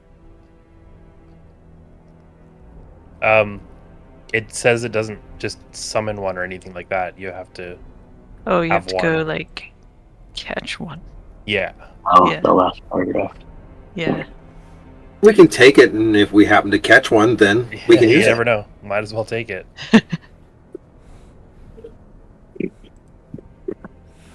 All right, and with that, we can resume our traveling as we're looking to ultimately get to the Bleeding Citadel. Can we get a rest in? Certainly a short rest, absolutely. You thinking of a long rest, or? Oh yeah. Unless it's I'm just the only one that's I'm pretty spent. Unless you guys aren't, and I'm just. Well, the good news is you're going to be able to navigate your way directly to the Bleeding Citadel. You did not get lost again, as you've done a couple times now that you've been traveling or traversing Avernus without a guide. I think we do have a few people who are, if not hurt, then probably like low on spell slots. So would we want to take a long rest? I think I'm going to start adopting the Baldur's Gate 3 method of short rest versus long rest, just because it's easier to keep track of. What's that? Yeah, what is that it? you get 2 short rests for every long rest. Oh, yeah. I mean, that makes sense. Okay. Well, at least, we could do a short at least, because that at least I'll get action surge back. Yeah, short rest is fine. Okay. If you let's guys do want to it. commit the time, you can do a long rest. It's just about how long you're willing to stay camped for. Does anyone like really need a long rest? I mean, I can go with my bow. I just have 1 spell slot left. That's it. But I can just keep going with my bow, so it's not the end of the world. What I about have Salim? 1/4, 1/5. I was about to say, I have a couple first. I still have my third. I've got a 5th level spell slot. So, like, if we need to, I can pop some big spells. Okay. A short's fine by me. All right, let's do short. Short rest it is.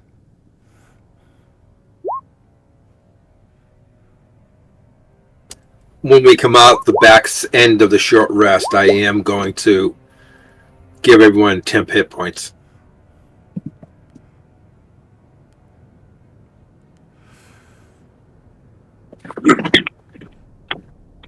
You know what? Are you guys going to do a long rest? No, you just said a short rest? Yeah. Okay. Yeah. All right, never mind. I mean, I wouldn't be opposed to a long, but it doesn't seem like we 100% need it.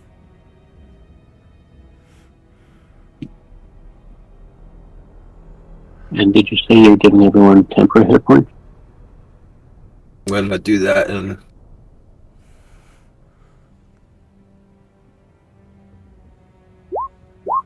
I meant to hit the die instead of doing that.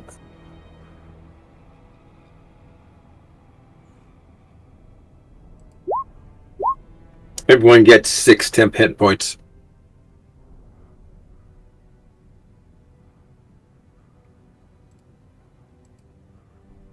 Cool. Very nice.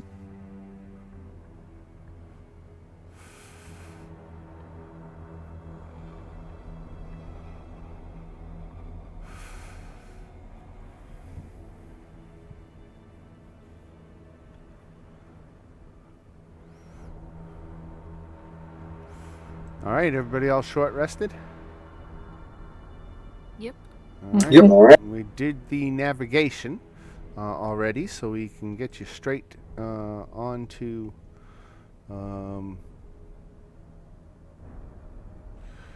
Let's see.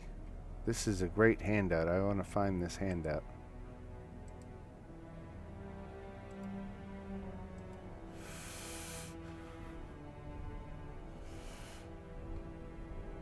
That is a cool picture.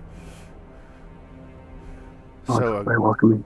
a great, disgusting scab, the size of a large hill, rises up from a stinking swamp of blood. The domed top of an alabaster temple pokes through the scab. Many black iron chains of Avernus converge on the building, attaching with the grotesque mound. Yeah, then you chose the right part in the map.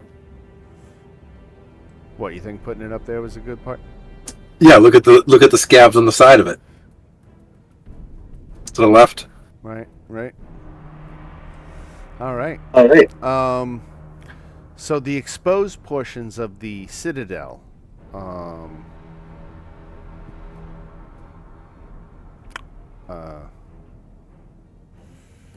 are impenetrable and indestructible. Lulu fears that the scab will eventually cover the entire structure, whereupon the citadel will be absorbed into the Nine Hells and the Sword of Zariel lost forever. She tells you the only entrance to the citadel is covered by the lower portion of the scab.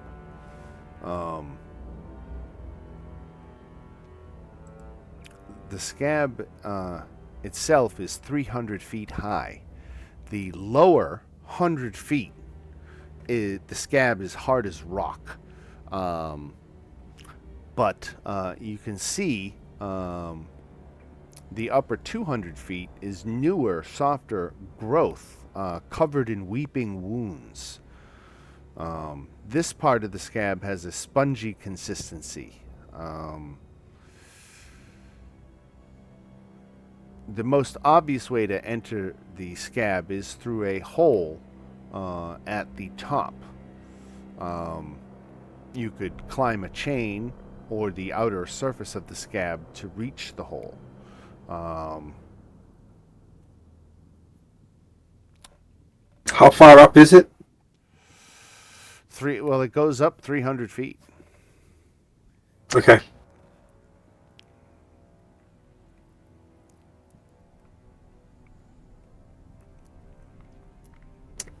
It sounds like we're climbing a chain. Or the scab itself. Yeah, I don't envision doing that. You.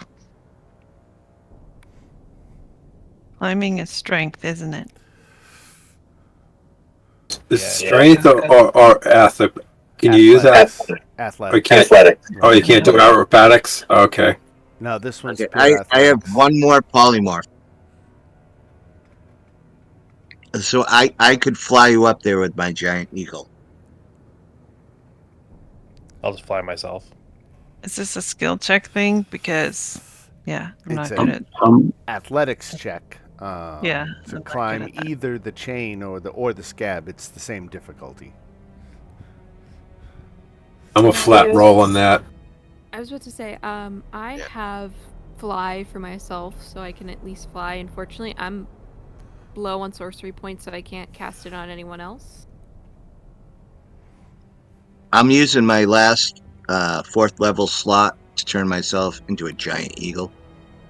All right. All You right. get one You- passenger on. Yeah, if you can fly me up, that'd be cool. He can fly back and forth, right? 100%. Absolutely. Shuttle. Shuttle back and forth. Giant eagle shuttle. Enjoy the move. Shady Zuber. So then, Salim, you can probably just save your spell slot and not fly. Right. Because we got giant eagle shuttle. Save. Do you do in flight short? Right. Are there Now, peanuts? I'm going to put you on a new map. I'm going to ping you all to the top corner. Unlike every other D&D map we've ever played on, this is a side view of the scab, not a top-down view. And this encircles the structure, meaning that if you go off the left end of the map here, you will appear on the right end and vice versa. Let me try It's a to big map. ping you all up here into the corner. This is where you are entering the scab. This is an oozing entrance, a circular gaping wound near the top of the scab that forms a tunnel that descends into darkness. Now, the interior features of this scab, again, are darkness because there are no light sources, at least none that you can see at this point. All the tunnels and chambers look like they were dug out with claws, or in some cases, maybe even teeth. There are pools of blood that are around that are difficult terrain. And unless otherwise noted, the tunnels are 10 foot wide at various points. The ceilings are so low that even medium-sized characters must crawl to pass beneath them. So that is where you are. I guess we have to put you on the floor, right? I guess the ones that can fly are up off the floor, but get you all adjusted as if you were, again, looking at a side view, a Super Mario Brothers view. I think I need my dark vision turned on. I can't see anything. Muriel, me too. dynamic lighting. Muriel does not have night vision. She should have 60 feet, yes? Yes. Okay. And you too, Dagon? Yeah, Night vision 60? 120. 120. Superior dark vision. Thank I you. have the light cantrip. No night vision, That's- but you're emitting light, 20 bright, 20 low. Kyle, goggles, 60 feet. 1 second. I just want to put a torch condition on Marcus so I can remember he's carrying light. And then Kyle needs dark vision 60. Yes, please. All right. There we go. Fancy's Eagle does not have dark vision. It does have keen sight, though.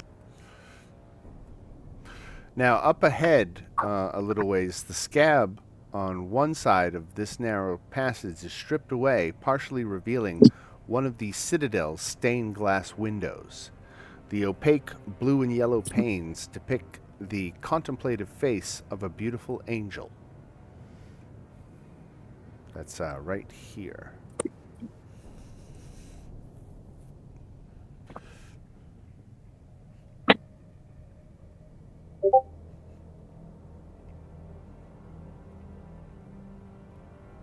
The scab.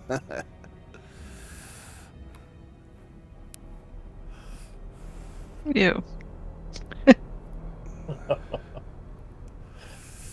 So you've got this window, you've got tunnels leading down, tunnels leading up, tunnels leading across.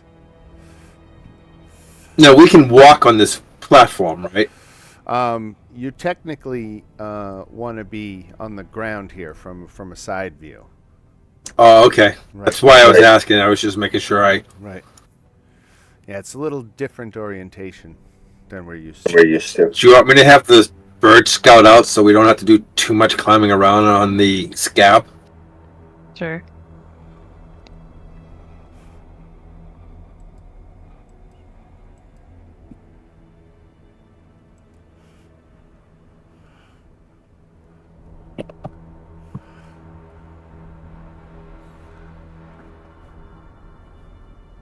I don't want to go farther than I can.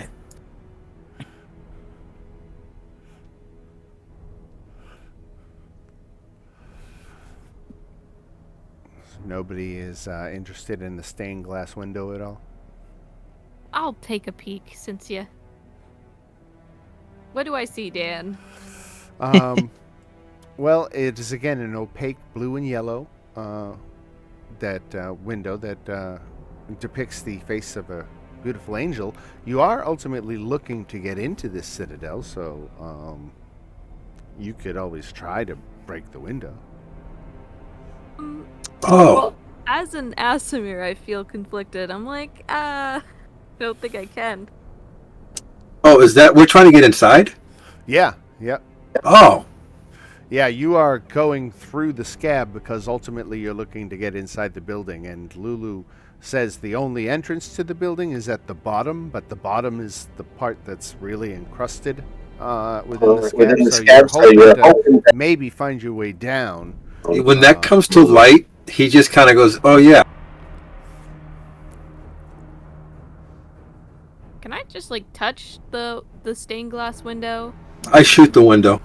Oh, Well, let's say because I like it better that that Salim gets there first. Okay, all right. And Salim, you are currently lawful evil. Yeah. So nothing happens when you touch the window. All right. Huh. Okay. Who? Raise of hands. Who's still not evil? I'm not evil. I'm not good Not either. evil. Not evil. All right. You try it. Fancy's Claire. wicked evil. This is divine looking. Are you good though? Is that the question? Or are you neutral? I am good. I'm neutral. All right. Well, so, neutral good. all right. So Marcus, you gain 20 temporary hit points from abjuration magic imbued in the window. The window is quite unbreakable. So you can't enter the citadel from here, but any creature of good alignment that touches the window gains 20 temporary hit points. Hell yeah. Not bad. So my arrow would have just bounced off anyways. Right. This place is awesome. So it's basically like when you fire a Nerf gun at a window, it just bounces off. The bird went down as far as he could that way. He couldn't see anything before he'd go out of range. Right. If this is like a side view, does this mean we're gonna like fall down this hole here? Did you Yeah. like jump? We'll take some liberties with the Okay. literalness of the map. I'm going to say that you guys don't have to jump to go down, but you're careful. You're moving around, and Okay. right. He can't see anything as far as he can go safely down either one of those. But there's still a long way to go. All right.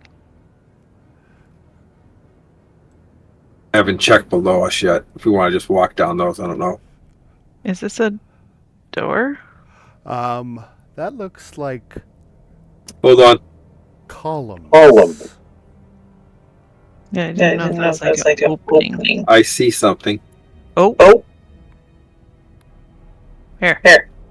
Down the tunnel that goes down, I see swarms of insects. Okay. Yeah, let's see if I can get you.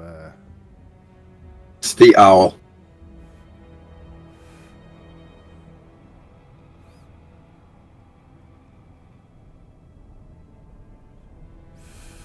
So you have to get a little bit closer, but you can hear the hellish flies buzzing, and that there's a lot of them in that chamber down there.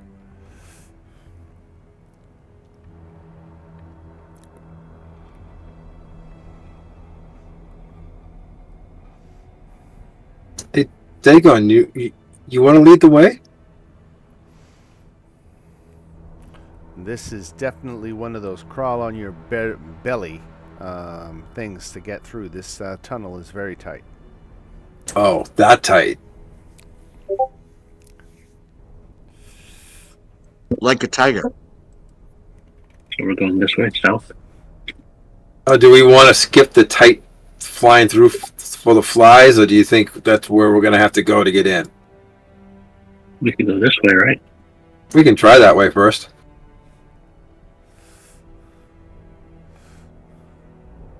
There's nothing over here except the end of the.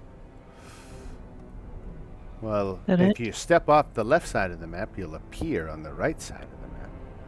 Well, let's do that. Oh, that's right. Just like that movie. So there's definitely in this chamber, it looks like it's depicting pools of blood. So Back I go. it's a little bit more difficult terrain. But here, Dagon, I'm going to drop you over here. Since you came right up to the edge. Wait, where am I? Do we hear Dagon screaming? Nope, nope. Okay, in that case, I'll walk that way.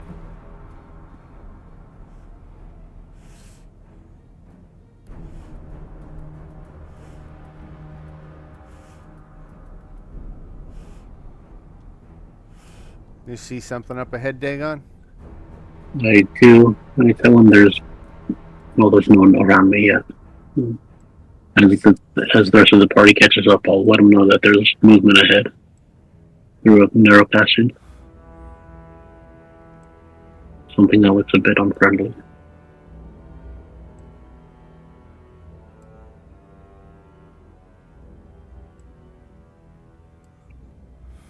Can a giant eagle follow? I think the giant eagle would be ill-equipped for these some of these tight tunnels. And Salim, you're with the group. You're not hanging back, right? Nope, I was with the group. They just moved. Okay.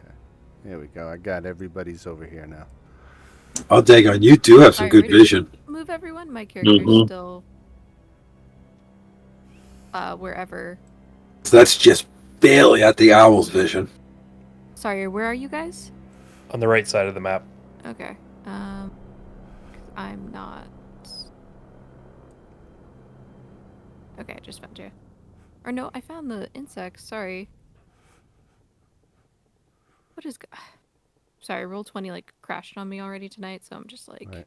Trying to figure Yeah, out. mine's Okay. preloaded. So Trying to find you guys. It's being a little finicky tonight. Is my ping centering everybody on the right spot? Yep. yeah, Okay. Yeah, Sure. I gotta refresh this page. I don't know what just happened to my token. On the other side of the map. It's I moved it. She should be with everybody else. unless her Yeah. thing is turned off again. When Okay, now I see it. Right.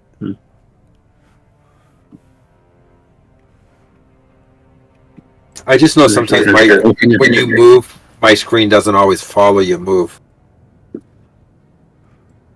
I have a potion of invisibility if we want to use it.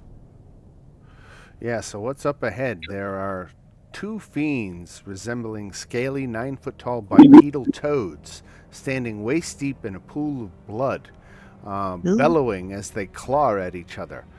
Floating near them is the half-eaten corpse of a bearded devil clutching a glaive. The pool is 20 feet wide, 40 feet long, and has a horseshoe-shaped ledge around it.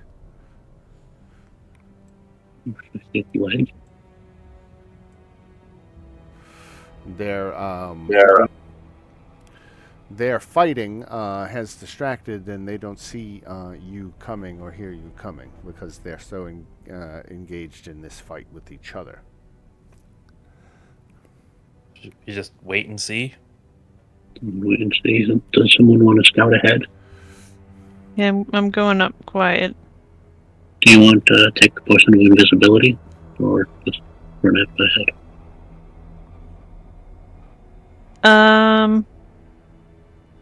They seem distracted, so I don't know if we need that right now. Alright. I'm definitely being sneaky and laying low. Stealth of 18. Let's see. It's not my best roll. Perception check here. Do you want me to roll stealth? I didn't roll stealth. Oh yeah, whoever's in the front entering the room or coming. Okay. Yeah. Oh, me too. Okay.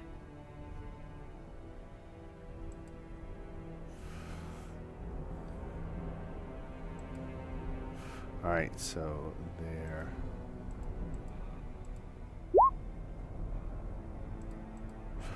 All right, let's give them a perception check. They did not make it, so they don't notice you approaching from behind, and they are just continually clawing and slicing at each other. All right. So this room is a dead end. Do we care about these guys? They might run up on us later on with more people, with more allies with them. All right, do you want to sniper this and then charge it? All Have to right. make a We decision. get a surprise round. You get everyone into position and snipe at the same time if you can. Dan, can we get shots off just before everyone charges in? Let's keep you on the floor. Next week I have to do a colonoscopy.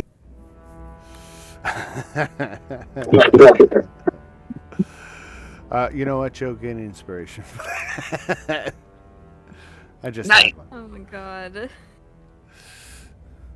It is a cross section, all right. Just can't unsee that. Right. Squeezing your way through a tight, scabby hole. Ew. So, all right. All right, so I'm going to give you guys, if you want to launch an attack from here, we can do a combat, and you'll have a surprise round where they won't get to act at all. So I'll just grant you that if that's what you want to do. Okay. All right, It's everybody. either that or we try to talk to them. I think we just go straight off.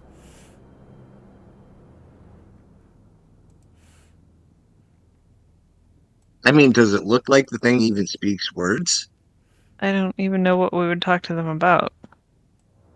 How's the weather down here? Well, one interesting thing is they're not devils in this scab. They are demons.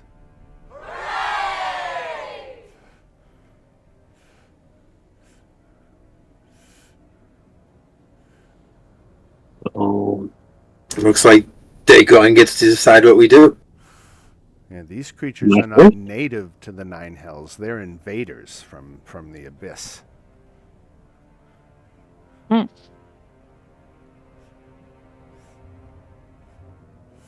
Who else do we need? We need Fancy. Fancy. We doing Salim, initiative. right? Fancy and Salim. Damn it, it's just... did Mario get a 22 or a 12? The Raven got a 22. Oh, that's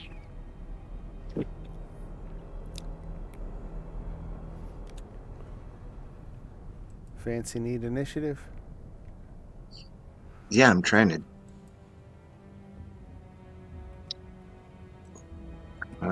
It's not going there. I gotcha. I guess just do it for me, but that's Rolled a 15. With your +3, that got 18. All right, let's sort.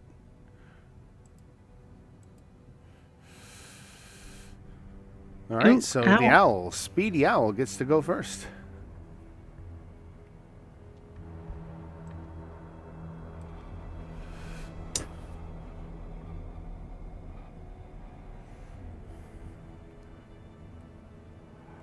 He can't make it all the way there, so he's going there. Right, Mr. Raven. Okay. Raven can get up here. So it'll go above this guy and do the help action.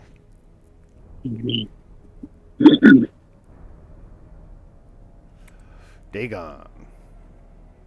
So are these immune to fire?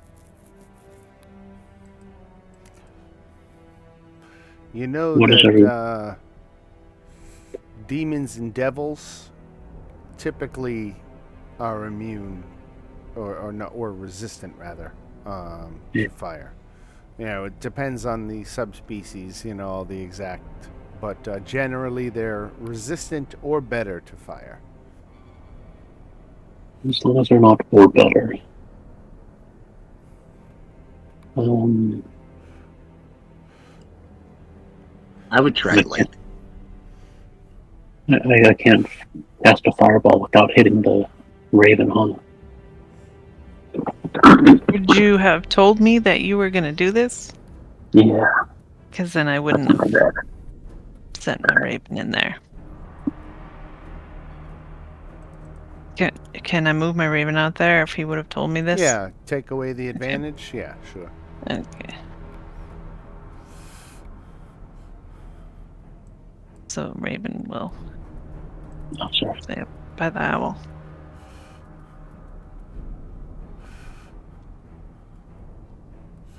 All right, so Dagon's losing a fireball in their direction, right? Yep, for the last fireball. Right in the center. Hey, how do you say hello? Fireball to the face. All right. Money one. All right, they have magic resistance, so they're advantage against that. No, They have. I'm elemental adept, so the resistance is negated. Oh, really? So it's only the immunity you have to worry about. Right. Oh, very nice. Okay, so but they still have magic resistance, so they get advantage on the save.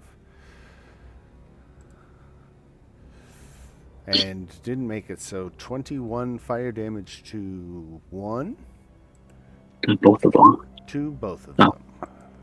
them. That's a high DC. 21 Yeah. minus 21.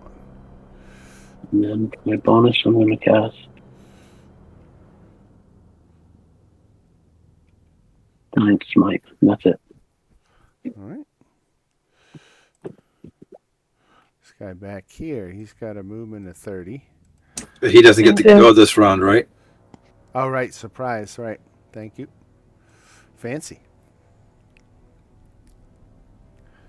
Okay, kind of caught me flat-footed.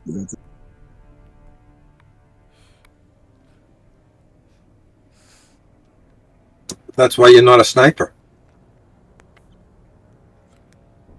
That is our main objective, right? Yes, take those out. All right, I'm gonna do a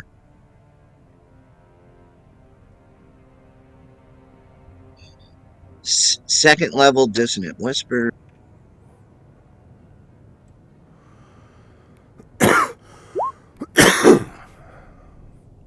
Bless you. Thank you.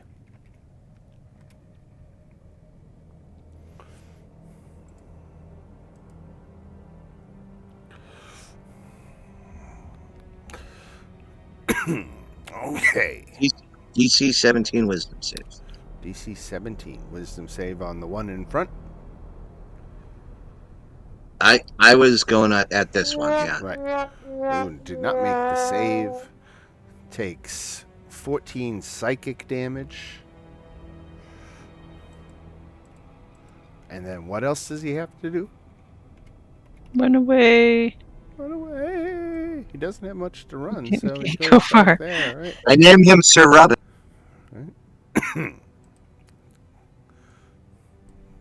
Just gonna slide this guy forward so we can remove this too.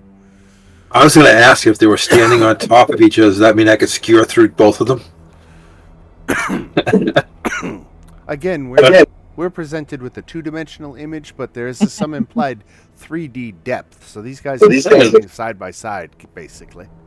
It was just a kind of nice thought, though. Right, right. right. I'm gonna take. Which one took off running like a? This one's This slightly one's more slightly back. more back. I'm gonna send 3 his way. Boom, boom, boom. It's like we're playing. Not that. That time. Time 17. And this is And this is piercing, magical piercing damage. damage. Yes. 17. And 21, so 38 altogether, huh? Yep. Bluey. Muriel. Right now, Muriel doesn't have advantage or sneak attack. Right. So she will draw her bow and hold her shot until her raven gets down there. Now that the fireballs have cleared.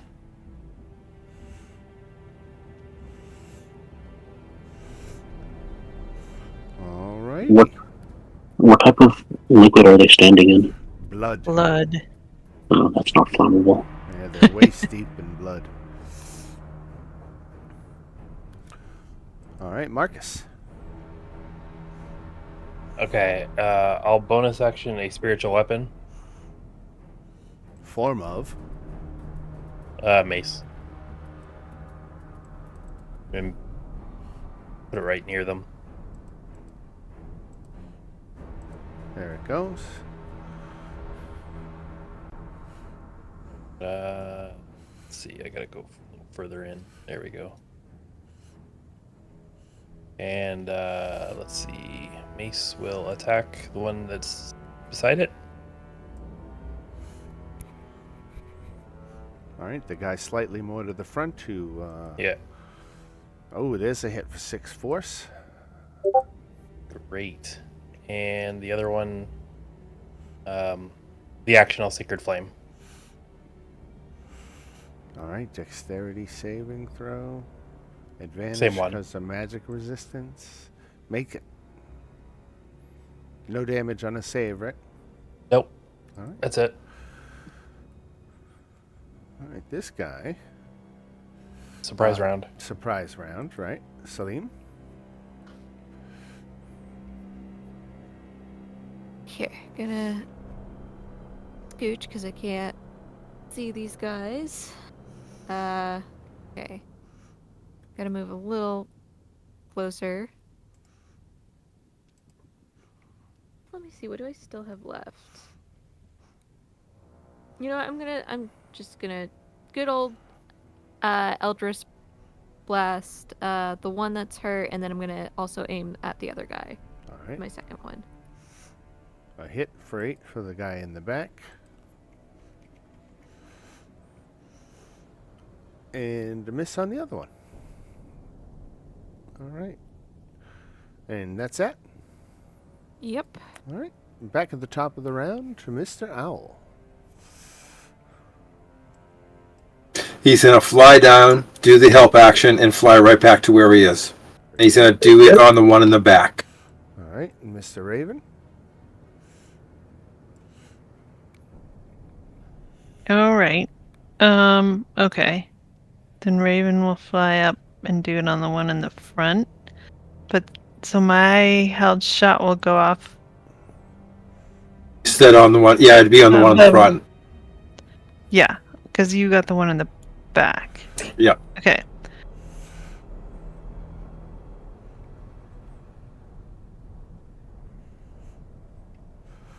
So that's Ooh. 21 and the one in the front.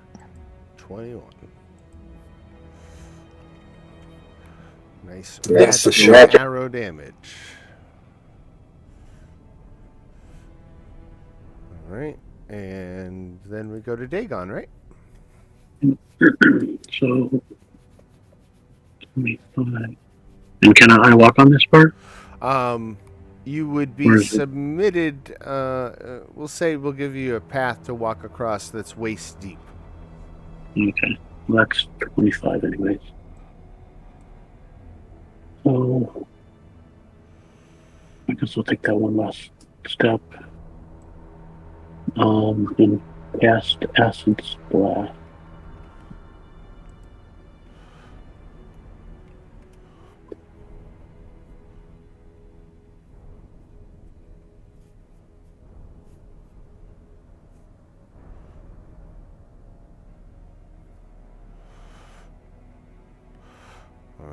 Acid splash on the one in front. Dexterity save. With advantage, fails 3 acid damage. That's for both of them. That's both of them? Yeah. Alright. -3.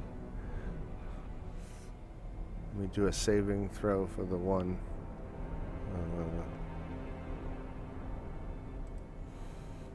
He made it, so that's no damage on a successful save, right? Yeah, that's Alright. And so if you saw the little text screen that I posted there, any humanoid that enters or starts its turn in the pool of blood must make a wisdom saving throw. oh.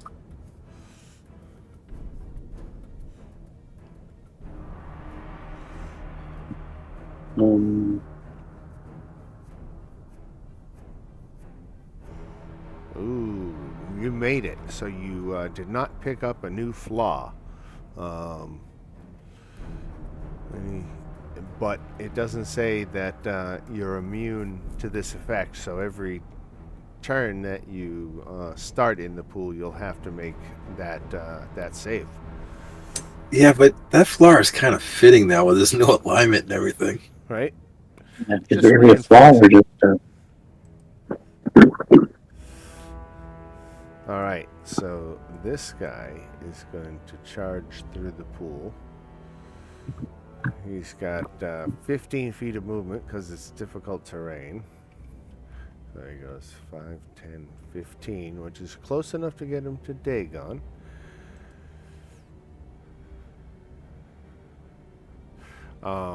Another thing you guys are noticing as you get closer is that these things smell bad. There's a horrid stench coming off of the creatures, not just coming from the room. You got used to the smells of the scab. This is something more pungent. But he runs up on Dagon. He gets to make 3 attacks, 1 with his bite and 2 with his claws. No advantage, so 13 misses. 19 misses. And 18 misses.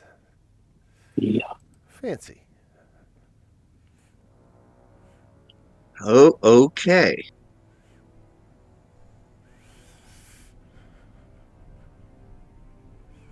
Let me just look at the positioning for a second.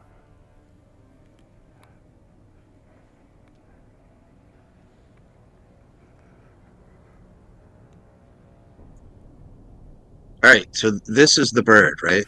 That's the bird is the word. Great song, but hold on. Don't you know about the bird?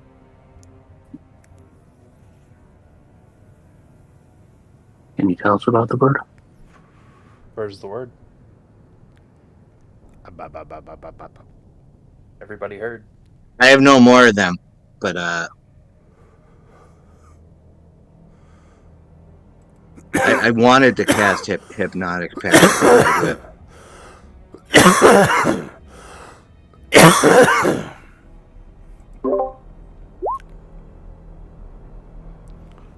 Synaptic static. A 5th level enchantment. Wow, you're not holding anything back. You got a 5th level spell slot? Gonna drop it on these guys? Man, we're leaving it all on the table. I'm expecting a long rest. Alright. You choose a point within range seconds of each creature in a 20-foot radius. Must make an intelligence saving throw. Magic resistance. Yeah, I believe I can target just him. So they both got 16s. What's your DC? 17. So they both fail. They both take 37 psychic damage. And they have muddled thoughts for a minute. It rolls a d6. During that time, it rolls a d6 and subtracts. I'm going to do myself a favor and take a little screenshot of that so I can remember it here. That was my coup de grace. So they both failed. And now they both have this neat little condition. Okay.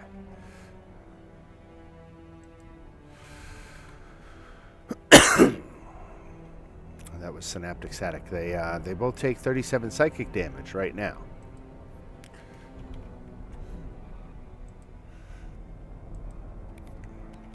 Yes, and I'm only good for like curing wounds for the rest of this battle, by the way. Right. All right. Excellent move, Kyle. All right. The one on the back that I still have advantage on for the first shot.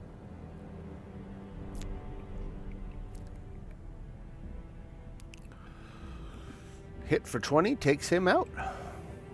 And my next 2 shots on the front one. You guys are like professional demon killers at this point. 18. Does advantage? I do not have advantage. Okay. 2 misses. Okay. Righto, Miss Muriel.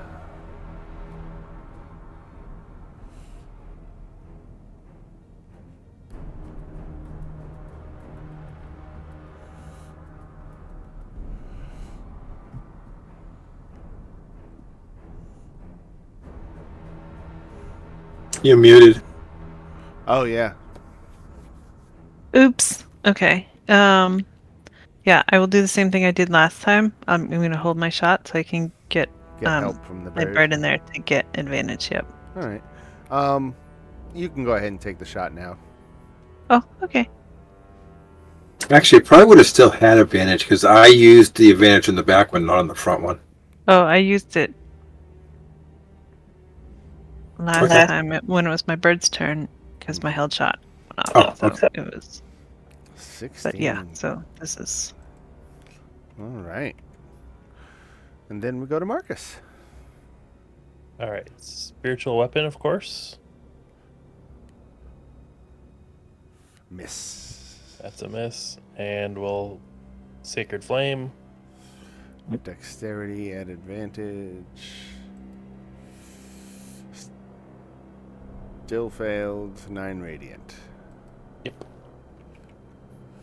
That's it. All right. Hezru is dead. Salim. Okay, since this guy's looking low, he gets 2 Eldritch Blasts. 24 hits for 7. Yep, and I assume 14 doesn't. It does not. Damn it. Owl gives advantage, yeah? You got it. Raven just looks cool. Yeah. Dagon.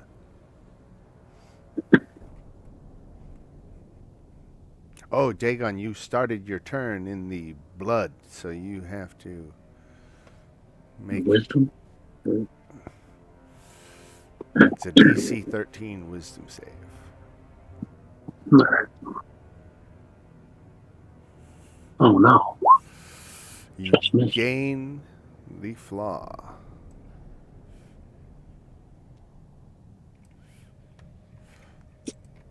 There you go. Creature gains the flaw. I am cruel and uncaring towards others for the next 8 hours, and it overrides any conflicting personality trait. You might think that's a flaw, but they don't think that's a Right? benefit. Dagon was kind of like that anyway. All right. So that is the for starting your turn in the blood. Your attack hits for 8. And it's still up. So Still up. the D6 from the Giant's Might. It's another 2. Ah. And it healed it. All right. I screwed up this thing's hit points again, and I tried to undo my thing, and undo apparently doesn't work on hit point changes.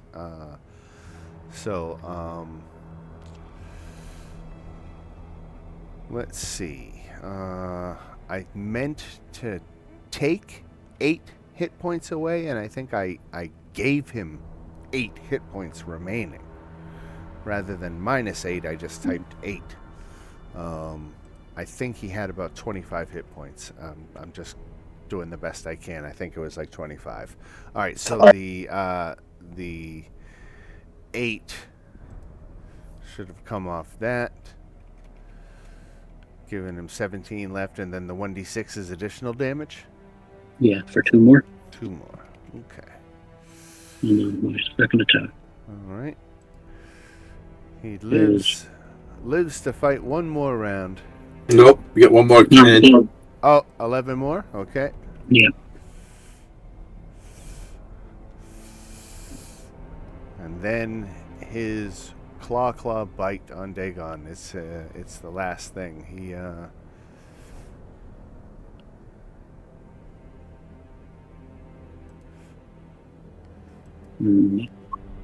Yeah. no advantage. So the 25 hits for 11. And does 23 hit? 23 hits for 22. Yeah. So you take a total of 22. Okay, I'll take that one. You can absorb that. Fancy.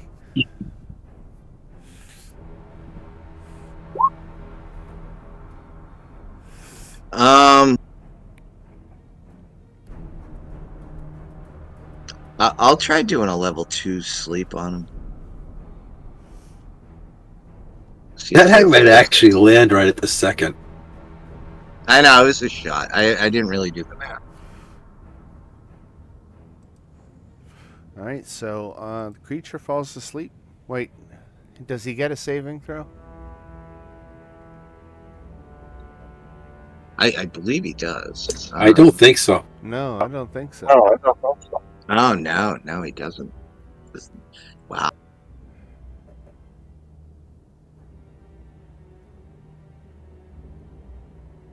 He's only got 4 hit points All right, left, guys. so you did plenty to put him to sleep. I can't see any reason All right, why. let me see, why guys, it what you wouldn't want. work. Big sleep. Kyle, what you got?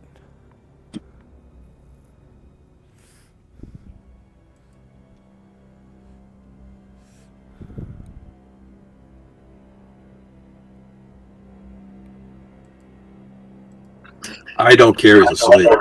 We were gonna talk to him.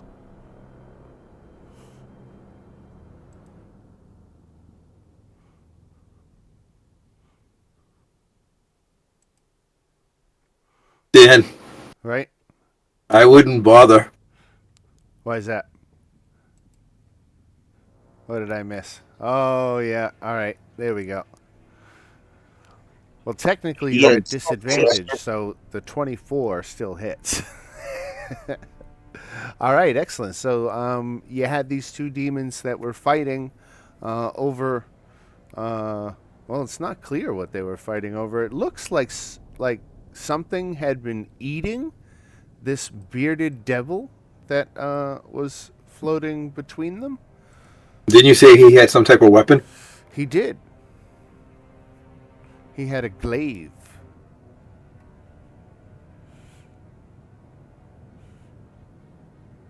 Hey, Dagon, are you down there? You want to grab that? Yeah, I'll search all the bodies for whatever they have. Well, there wasn't much on them, but it is a +1 glaive. Anyone want a glaive? Is that considered a martial weapon? I believe, yeah. Does anyone who can use a glaive not have a magic weapon? I don't think I can use it.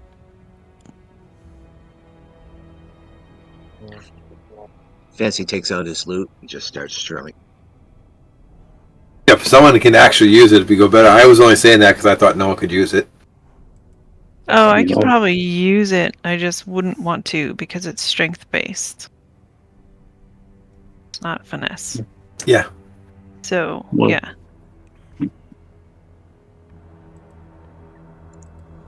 We could always sell it at the last light in. Yeah, We can do that too. Hold on.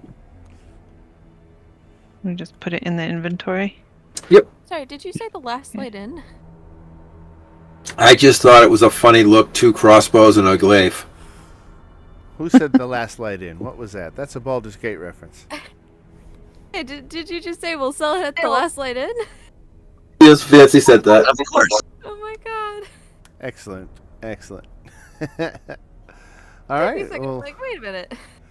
we have finished this combat here in the Scab. And it is right at 10 o'clock, so I think I can clear the initiative here. As you know what I'm going to start trying to remember to do when I close down the game, because so often I rewatch just particularly the last portions of last week's videos. So I think I should do more of a little recap of everything that happened in there. So again, because I'm terrible with notes. So what did we do tonight? We started in Kostichi's Maw. Post-fight, you let him go. He cast a spell and flew away, and you went back to Oleanthus, who revealed the location to you. You decided not to deliver the adamantine rods to Bell, and you found finally the Bleeding Citadel and the scab that is surrounding it. It seems like Avernus itself is trying to consume this thing.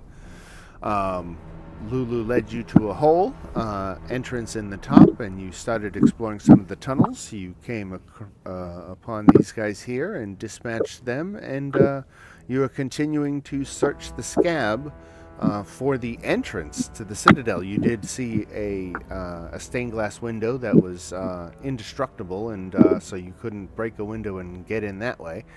And Lulu seems to think that the entrance is down on the ground level. You just have to make your way down there. We are due for a long rest. Do you want to try to long rest here in the scab? That you've got a dead end. It's something you could secure. Maybe buy yourself 8 hours. It is a very narrow tunnel that leads in here, so maybe you could get in a long rest. And I can put the owl out the front on guard. Yeah. Sure. He's got a 120-foot vision, so he should see anything coming. So for the last thing I'll tell you, with this long rest, you can all proceed to level 11. Yay. Oh my. And so you can do that now. You can work on it during the week. But either way, we're back on track here, and you know, my trivia vengeance is going to have to wait a couple weeks until we finish up this game, and then I'll because for those of you who don't know, you know, we went a couple weeks and we won at trivia. I think I told you all that. If you remember that story. Well, Who did that? we played a second time and we won the second time too. Ooh. Awesome. So now it's kind of a freak occurrence. Now we're actually thinking we're good at this, so we're kind of eager. But of course, they do it on Tuesday nights. So for the time being, I'll only be able to do trivia night if we don't have D&D, and I promise not to dump you guys in favor of trivia. But when we get done with this campaign, I think we're definitely going to not have D&D on Tuesday nights anymore, because we really like going to trivia. So with that, I will... Where are you going to trivia? It's a place called Brack's Bar and Tap and Grill or whatever. You know where Owen O'Leary's used to be in Brockton? You know where Rom Diamonds is in Brockton? Yeah, I'm not going to Brockton to do trivia. Okay. Right. I know what that is. Yeah. Right, yeah. Yeah, you live... Joe lives probably a good 45-minute drive from... Oh, I know where he lives. Yeah. All right, It's about a folks. half. Have yourselves a great one. We will see you in the chat, and we will see you next Tuesday. All Yeah. right. Right on. Excellent. All right, rock and roll. See ya. Bye.